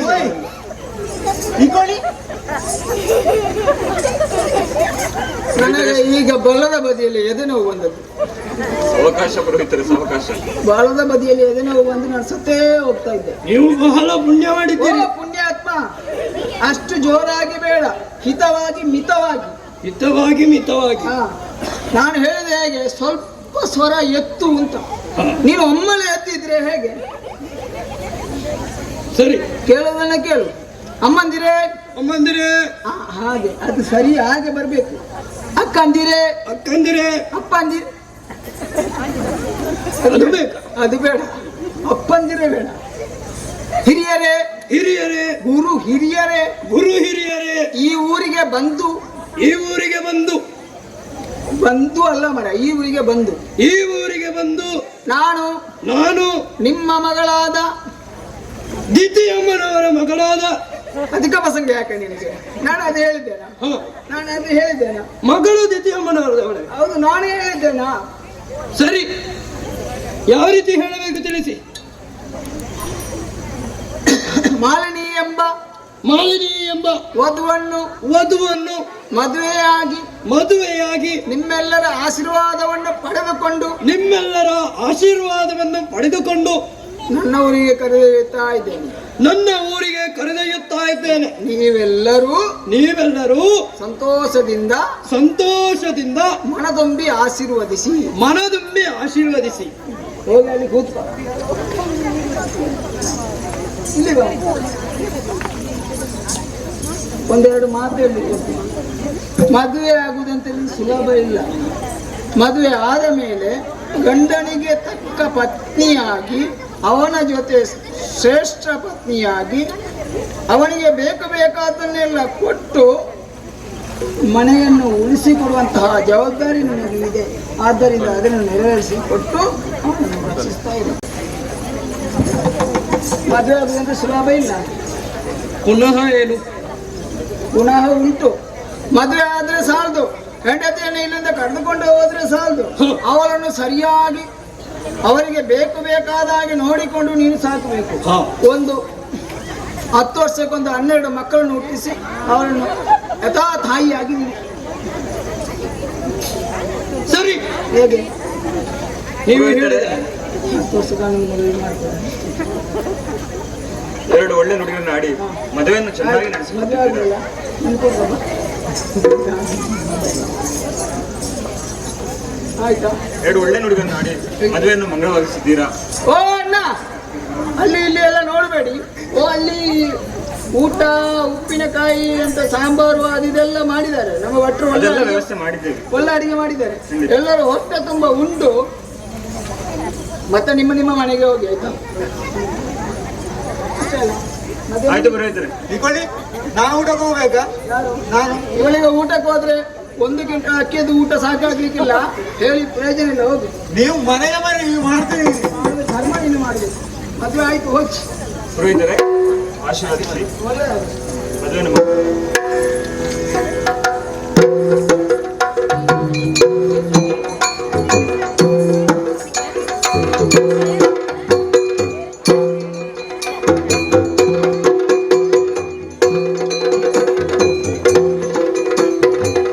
ಕೆಲಕಾಲ ಕಳೆಯಲ್ಕಿಸುತ್ತೆ ಗರ್ಭಮವು ತಡೆದು ಚೆಲುವ ಸುಕುಮಾರನ ಪಡೆದಿರಲು ನಿಲಯದಲ್ಲಿ ಗೆಲಿದು ಸುರಪುರವಾಳುವ ಬಗೆಯರಿಯದೆ ತಿಥಿಯು ಮರುಗುತ್ತಿದೆ ತನ್ಮನದಲ್ಲಿ.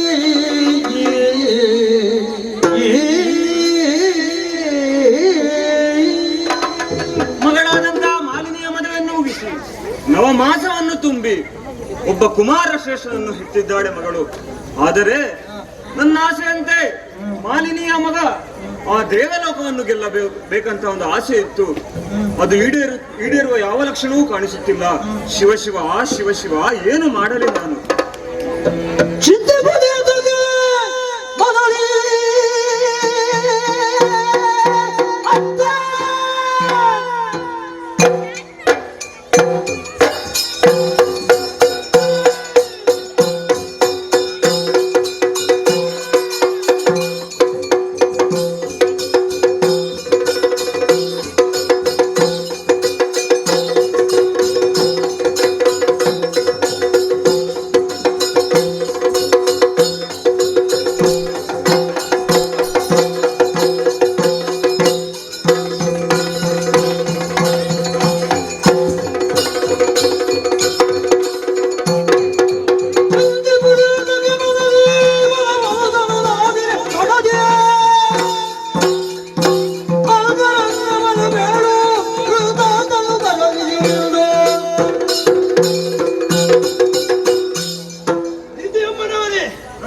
ಏಕೆ ಈ ರೀತಿ ದುಃಖ?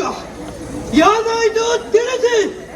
ಮಗನೇ, ನಿಮ್ಮ ಹಿರಿಯಬ್ಬೆ ಮಕ್ಕಳಾದಂತಹ ದೇವತೆಗಳಿಂದ ಅದೆಷ್ಟೋ ವರ್ಷಗಳಿಂದ ರಕ್ಕಸ ಕುಲಕ್ಕೆ ಮೋಸವಾಗುತ್ತಾ ಬಂದಿದೆ. ಆದ್ದರಿಂದ ಆ ಸ್ವರ್ಗಲೋಕದ ಅಧಿಪತ್ಯವನ್ನು ನಾವು ಸಾಧಿಸಬೇಕೆಂಬುದು ನನ್ನ ಛಲ. ಆ ಒಂದು ಕೆಲಸ ನಡೆದಿದ್ದರೆ ನನ್ನ ಆಸೆ ಎಲ್ಲವೂ ಈಡೇರುತ್ತಿತ್ತು ಮಗನೇ, ನನ್ನ ಆಸೆ ಎಲ್ಲವೂ ಈಡೇರುತ್ತಿತ್ತು. ಚಿಂತೆ ಪಡೆಯದಗೆ ಮನಲಿ ಅತ್ತ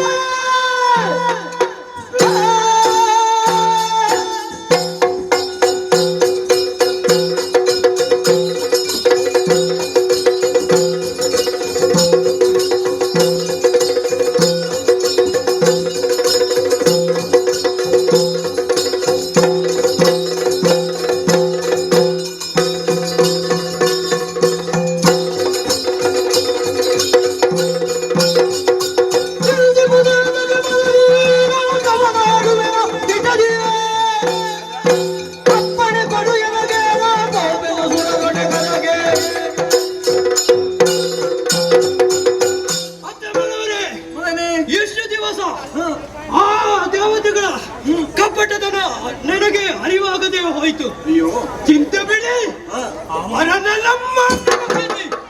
ನಿಮಗೆ ಶಾಂತಿಯನ್ನು ಕೊಡ್ತೇನೆ. ಧರಣಿ ನಿಶ್ಚಿಂತರಾಗಿರಿ. ಜೈ ಬಾಬಾ. ಅಪ್ಪಣೆಯಲು ಒಂದು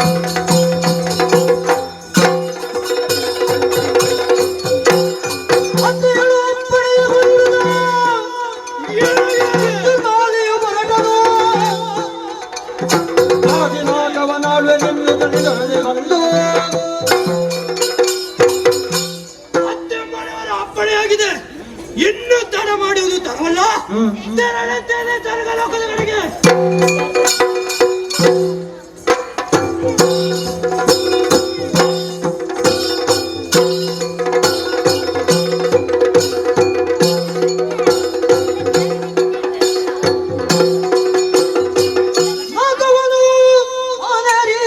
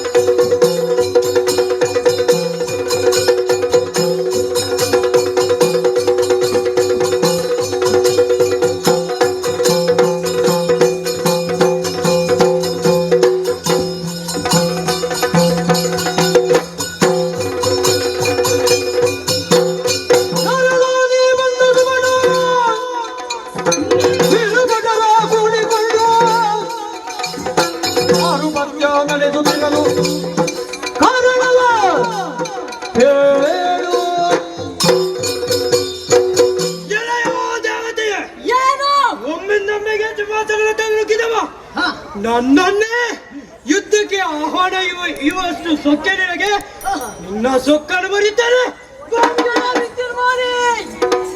ಯಕ್ಷ ಎಂದು ಕರೆಯುವವರನ್ನ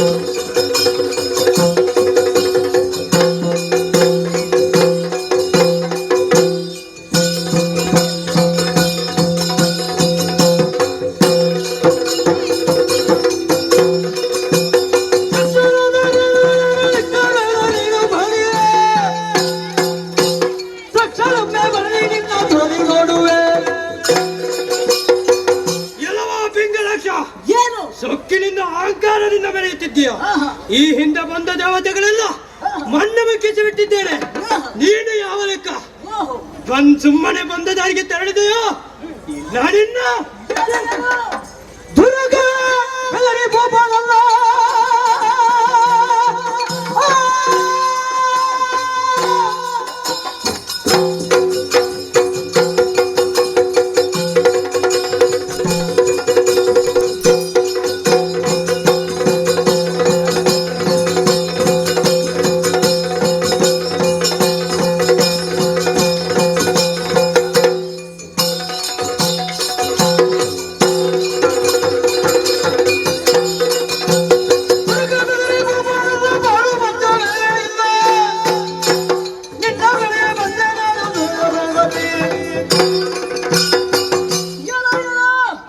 ಹಿಂದೆ ಬಂದವರೆಲ್ಲ ಅವಡಿಸಿದ್ದೇನೆ. ನೀನು ಲಕ್ಷವಲ್ಲ ಎಂಬುದಾಗಿ ಕೊಪ್ಪಿ ಮೆರೆಯಬೇಡ. ಮಾತ್ರವಲ್ಲ ಬಾಕಿ ಉಳಿದವರಾಗಿ ಅಲ್ಲ ನಾನು ಏನು ಎಂಬುದನ್ನು ತೋರಿಸಿಕೊಟ್ಟೇನೆ. ಏನು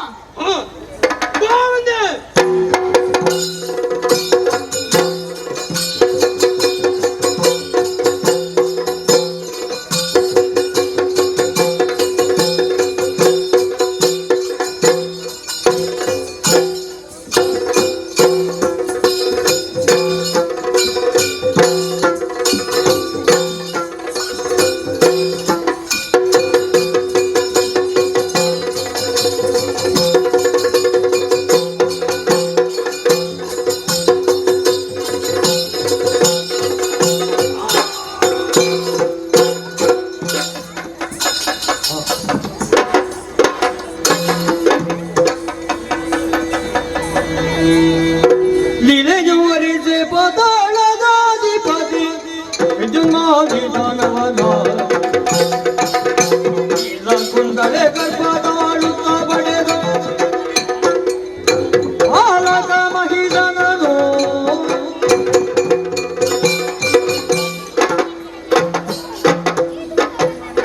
ಪಾತಾಳೋಕದ ವಿದ್ಯುನ್ಮಾಲಿ ಎಂಬುವರಿಗೆ ನನ್ನನ್ನ ಮದುವೆ ಎಂಬ ಸಂಸ್ಕಾರವನ್ನು ಮಾಡಿಬಿಟ್ಟರು. ಮದುವೆಯನ್ನು ಸಾಧುವಾಗಿ ನಡೆದು ಹೋಯಿತು. ಒಂದು ಸಂಸ್ಕಾರದಲ್ಲಿ ಒಂದು ವಾತಾವರಣದಲ್ಲಿ ಬೆಳೆದಂತಹ ಹೆಣ್ಣು ಇನ್ನೊಂದು ಸಂಸ್ಕಾರವನ್ನ ವಾತಾವರಣವನ್ನ ಕಂಡಾಗ ಮನಸ್ಸಿಗೆ ಆಶ್ಚರ್ಯವಾಗುವುದು ಸಹಜ. ಆ ವಾತಾವರಣ ಬಿಟ್ಟು ಎಲ್ಲಿಗೆ ಬಂದಾಗ ಇದೆಲ್ಲ ಹೊಸತು ಅಂತ ಖಂಡಿತ ಅಷ್ಟೇ. ನಮ್ಮಿಬ್ಬರ ದಾಂಪತ್ಯ ಜೀವನದ ಪ್ರತ್ಯೇಕವಾಗಿ ನಮಗೊಬ್ಬ ಮಗ ಇದ್ದಾನೆ. ಆತನಿಗೆ ಮಹಿಷ ಎಂಬುದಾಗಿ ನಾಮಕರಣವನ್ನು ಮಾಡ್ತೇವೆ. ಆತ ಬೆಳೆದು ದೊಡ್ಡವನಾಗಿದ್ದಾನೆ. ಆದ್ರೆ ಬಹುಶಃ ನಿಮ್ಮ ಸಾಹಸ ಉಂಟ ಅಂತ ಅವ ಆಟಕ್ಕೆ ಹೋಗುದು. ಆಟ ಆಡುವುದಕ್ಕೆ ಅಂತ ಹೊರಟು ಹೋದವು. ಇದು ಹಸಿವೆ ಆಗ್ಬೇಕು ಅವ ಬರ್ಬೇಕಾದ್ರೆ. ನಾನು ಆ ವಿಚಾರವನ್ನು ಯಾಕೆ ಮಾತನಾಡುವುದು? ನನ್ನ ಸ್ವಾಮಿ ನಾಗಲೋಕವನ್ನ ವಶಪಡಿಸಿಕೊಟ್ಟಿದ್ದೇನೆ. ದೇವಲೋಕದಲ್ಲಿ ಯುದ್ಧ ಮಾಡಿ ಆ ಪೀಠವನ್ನು ವಶಪಡಿಸಿಕೊಂಡು ನಿನ್ನನ್ನು ಸ್ವರ್ಗಲೋಕಕ್ಕೆ ಕರೆದುಕೊಂಡು ಹೋಗ್ತೇನೆ ಅಂತ ಹೇಳಿದ್ದಾರೆ. ಅವರಿಗೆ ಬರ್ಲಿಕ್ಕೆ ಮುಗಿಸೋದಿಲ್ಲದ್ರೆ ಬೇಡ. ನನಗೆ ಯಾವಾಗಲೂ ಒಂದೊಂದು ಜನವನ್ನು ಕಳಿಸಿ ನೀನು ಬರಬೇಕು ಅಂತ ಹೇಳಬಾರದು. ನಾನು ಯಾವ ಸ್ವರ್ಗಲೋಕಕ್ಕೆ ಹೋಗುವುದು ಅಂತ ಯೋಚನೆಯಲ್ಲೇ ಇದ್ದೇನೆ. ಅಯ್ಯೋ ಯಾಕೆ ಬರಲಿಲ್ಲ, ಯಾರು ನನ್ನವರು ಯಾಕೆ ಬರಲಿಲ್ಲ ಅಂತ ತರ ಹರಿಸಿ ಬಳಿಗೋರ್ವಚಾರನು ಕಂಬನಿಂದ ಬಂದು ಸರಸಿಜ ಮಗಿಮಾಲಿನಿಗೆ ಬೇಡಿದ ಸಕಲ ವಾದ್ಯಗಳ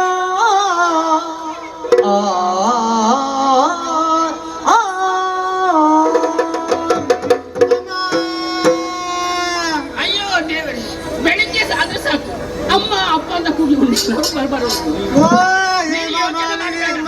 ಯೋಚನೆ ಮಾಡಬೇಡ. ನೀನು ಹೇಗೋ ಬೆಳಿಗ್ಗೆ ಹಸಿವೆ ಆಗಿದ್ದ ಅಂತ ಕಾಣ್ತದೆ. ಬೇಕಾದ್ರೆ ಊಟದ ವ್ಯವಸ್ಥೆನೆಲ್ಲ ಮಾಡಿದ್ದಾರೆ, ಊಟ ಮಾಡಿ ಹೋಗೋದು. ಹೇಮಮ್ಮ, ನೀನು ಯಾರು?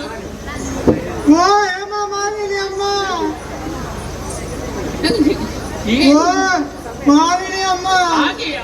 ನಾನು ಯಾರಂತ ಗೊತ್ತಾಗ್ಲಿಲ್ಲ ನಿಮಗೆ? ನೀನು ಊಟಕ್ಕೆ ಬಂದದ್ದಲ್ವಾ ಹಾಗಾದ್ರೆ?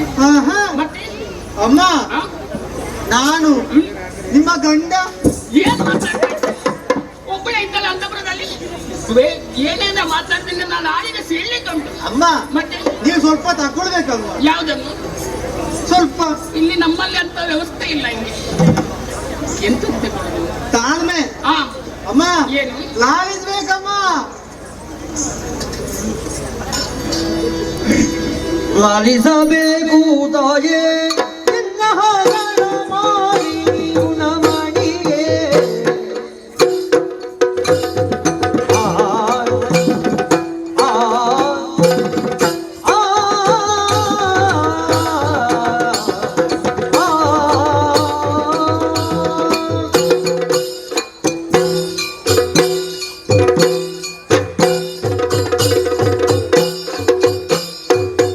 ಲಿಸಬೇಕು ತಾಯೇ ನಿನ್ನ ಹಾಗಣ ಮಾಡಿ ಗುಣಮಣಿಗೆ ನಿನ್ನ ಹಾಗಣ ಮಾಡಿ ಗುಣಮಣಿಗೆ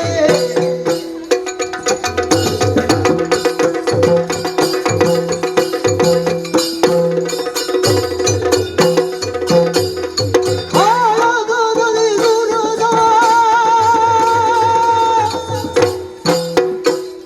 ಕಾಳಗ ಕಾಳಗ ಕಾಳಗ ಕಾಳಗದಲ್ಲಿ ದುರದ ಕಾಳಗದಲ್ಲಿ ದುರದ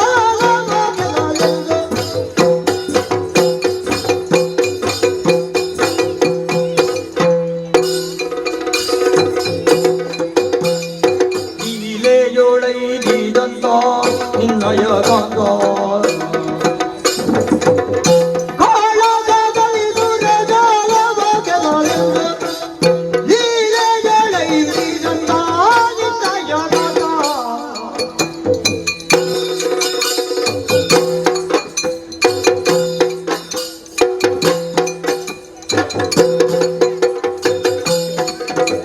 ಲಾಲಿಸಬೇಕು ತಾಯೇ ನಿನ್ನ ಹಾಗಣ ಮಾಡಿ ಗುಣಮಣಿಗೆ ಆ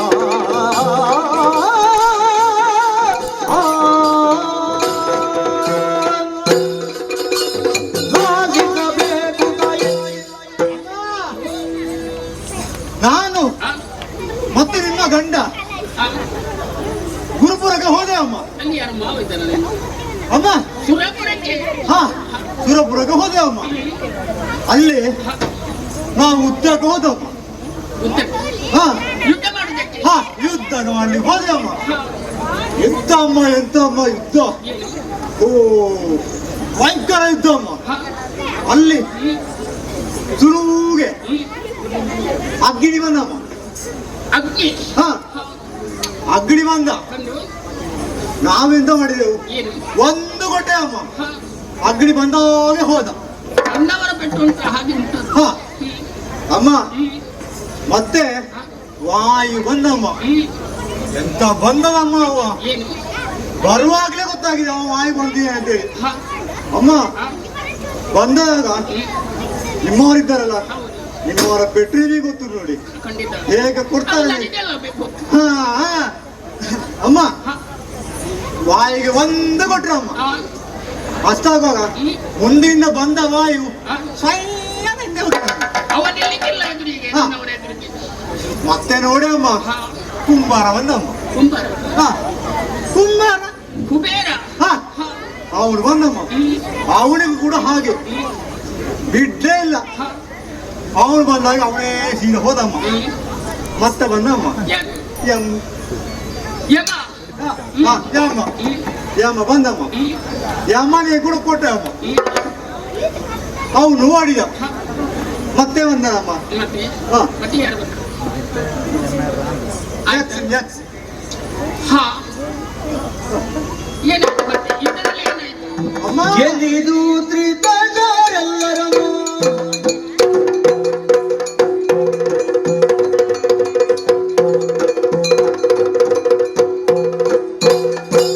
ಗೆಲ್ಲಿದು ತ್ರಿತಂಡರೆಲ್ಲರನ್ನು ಕಂಕರದಲ್ಲಿ ಕಂಕರದಲ್ಲಿ ಸದನಾದು ಮಾಯಾವಾದನು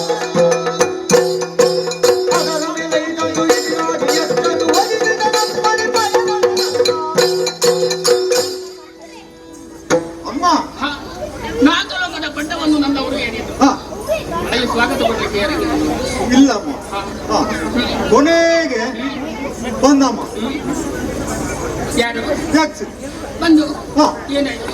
ಬಂದಮ್ಮ 6 ಅಡಿ ಬಂದವ 6 ಅಡಿ ಹಾರಿಕೊಂಡು ಬಂದ. ಹಾ ಅಮ್ಮ ಬಂದು ನಿಮ್ಮವರುಂಟಲ್ಲ ಯುದ್ಧ ಎಲ್ಲ ಗೆದ್ದು ಸುಮ್ಮನೆ ಕೂತ್ಕೊಂಡಿದ್ರಮ್ಮ. ನಾಗೋಲಕದ ಪಟ್ಟವನ್ನು ಹಾ ಅಮ್ಮ ಬಂದಂತ ಪಿಂಗಳಕ್ಷ ಒಂದು ಕೊಟ್ಟಮ್ಮ. ಹಾ ನನ್ನವರು ಏನ್ ಮಾಡಿದ್ರಾಗ ಅಮ್ಮ ನಿಮ್ಮವ್ರು ಬಿಡ್ತಾರ? ನಿಮ್ಮವ್ರು ಬಿಟ್ರೆ ಈಗ ಗೊತ್ತಿಲ್ಲ ಖಂಡಿತ. ಅಮ್ಮ. ಯಕ್ಷ ಕೊಟ್ಟ ಒಂದು ಪೆಟ್ಟಿಗೆ ಹಾಗೆ ಕೂತ್ಕೊಂಡ್ರಮ್ಮ. ಕೂತ್ಕೊಂಡು ಏನ್ ಮಾಡಿ ಛೇ ನಾನ್ ಹೇಳಿದೆ ಕೂತ್ಕೊಂಡು ಏನಾದ್ರು ಮಾಡ್ತಾರೆ ಅಂತೇಳಿ. ಯುದ್ಧ ಮಾಡಿ ಅಮ್ಮ ಕೂತ್ಕೊಂಡು ಮಾಡುದಿಲ್ಲ ಅವರು. ಹಾ ಕೂತ್ಕೊಂಡಾದ್ರೂ ಏನು ಮಾಡ್ತಾರೆ ಎನಿಸಿದೆ. ಏನ್ ಮಾಡಿಲ್ಲ. ಇಲ್ಲಮ್ಮ ಅಲ್ಲಿಗೆ ಮಲಗಿದ್ರಮ್ಮ. ಮತ್ತೆ ಅಮ್ಮ ನನ್ನವರಿಗೆ ಏನಾಯ್ತು? ಅವರು ಮಲಗಿ ಕೂಡ ಮಾಡುದಿಲ್ಲಮ್ಮ. ಏನು ಯುದ್ಧವನ್ನ ಹಾ. ಅಂತದೊಂದು ಉಂಟಾ? ಹಾ ಅಮ್ಮ ನಾನು ಬಹಳ ಸರ್ತಿ ಕಂಡಿದ್ದೇನೆ ಅವ್ರು ಮಲಗಿ ಕೂಡ ಮಾಡ್ತಾರೆ ಯುದ್ಧ. ಅಮ್ಮ ಯುದ್ಧ ಹೇಳಲೇ ಇಲ್ಲ ಅಮ್ಮ ಅವ್ರು. ಮತ್ತೆ ಅಮ್ಮ ಆಮೇಲೆ ಇಷ್ಟು ಉದ್ದ ಏನು ಹೊರಗೆ ಏನು ಹೊರಗೆ ಯಾವುದು ಹೊರಗೆ? ನಾಲಗೆ. ಯಾಕೆ ಹಾ ನನ್ನವರದ್ದು? ಹಾ, ಅಮ್ಮ ಏನಾಯ್ತು ನನ್ನವರಿಗೆ? ಅಮ್ಮ ಇಷ್ಟು ಉದ್ದ ನಾಲಗೆ ಹೊರಗೆ ಹಾಕಿ ನೆತ್ತರು ಕಾರಿ ಸತ್ತೇ.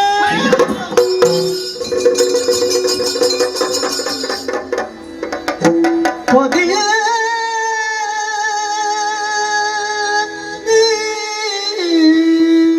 ಮಡಿದೆಯಲ್ಲ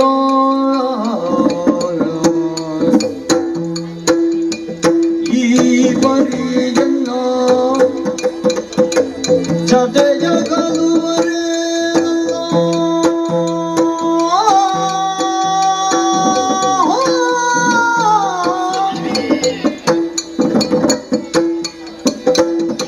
ಕ್ಷಿತಿಗಳು ನಾನಗಲಿ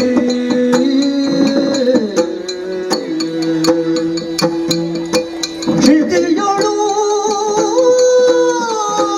ನಾನಗಲಿ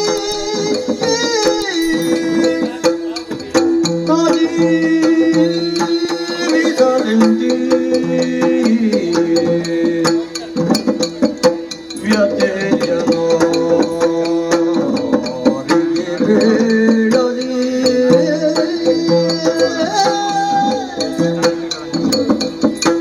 ಪದಿನೇ ಮಡಿದೆಯಲ್ಲ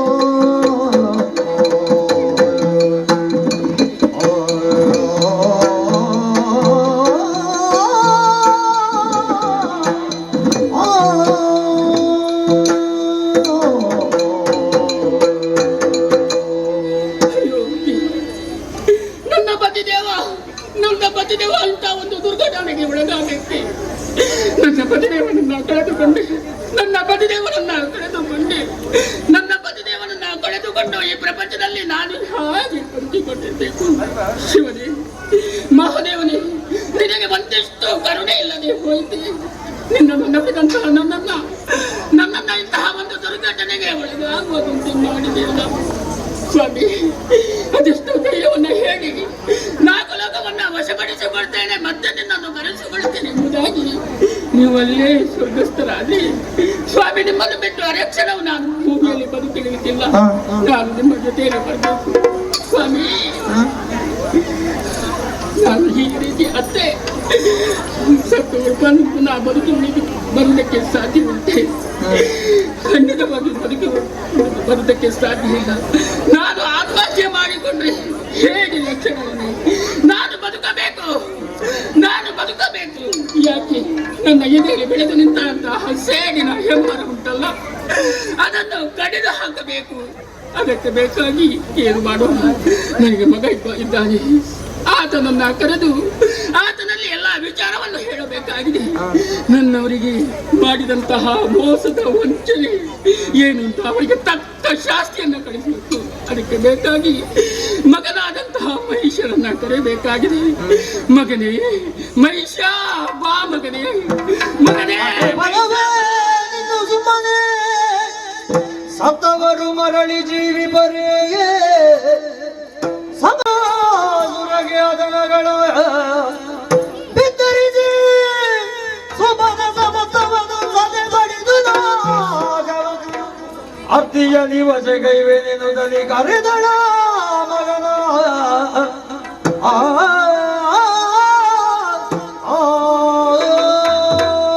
ನನ್ನ ಬಗ್ಗೆ ಮೋಸ ಮಾಡಿದ್ದು ಪ್ರೇಮಿ ಆ ವಿರೋಧ ಪಕ್ಷದಲ್ಲಿ ಕೂತುಕೊಂಡಿದ್ದಾರಲ್ಲ, ಈ ಮೋಸ ವಂಚನೆ ಮಾಡಿದ ಅವರು ಇದರಲ್ಲಿ ಪಾತ್ರ ಯಾರು ಆಶ್ರಯ ಹರಿಯುತ್ತವರು. ಅವ ಏನು ಬೇಕಾದ್ರೂ ಮಾಡಿ ಅದಕ್ಕೆ ಬೇಕಾಗಿ ಮಗನೇ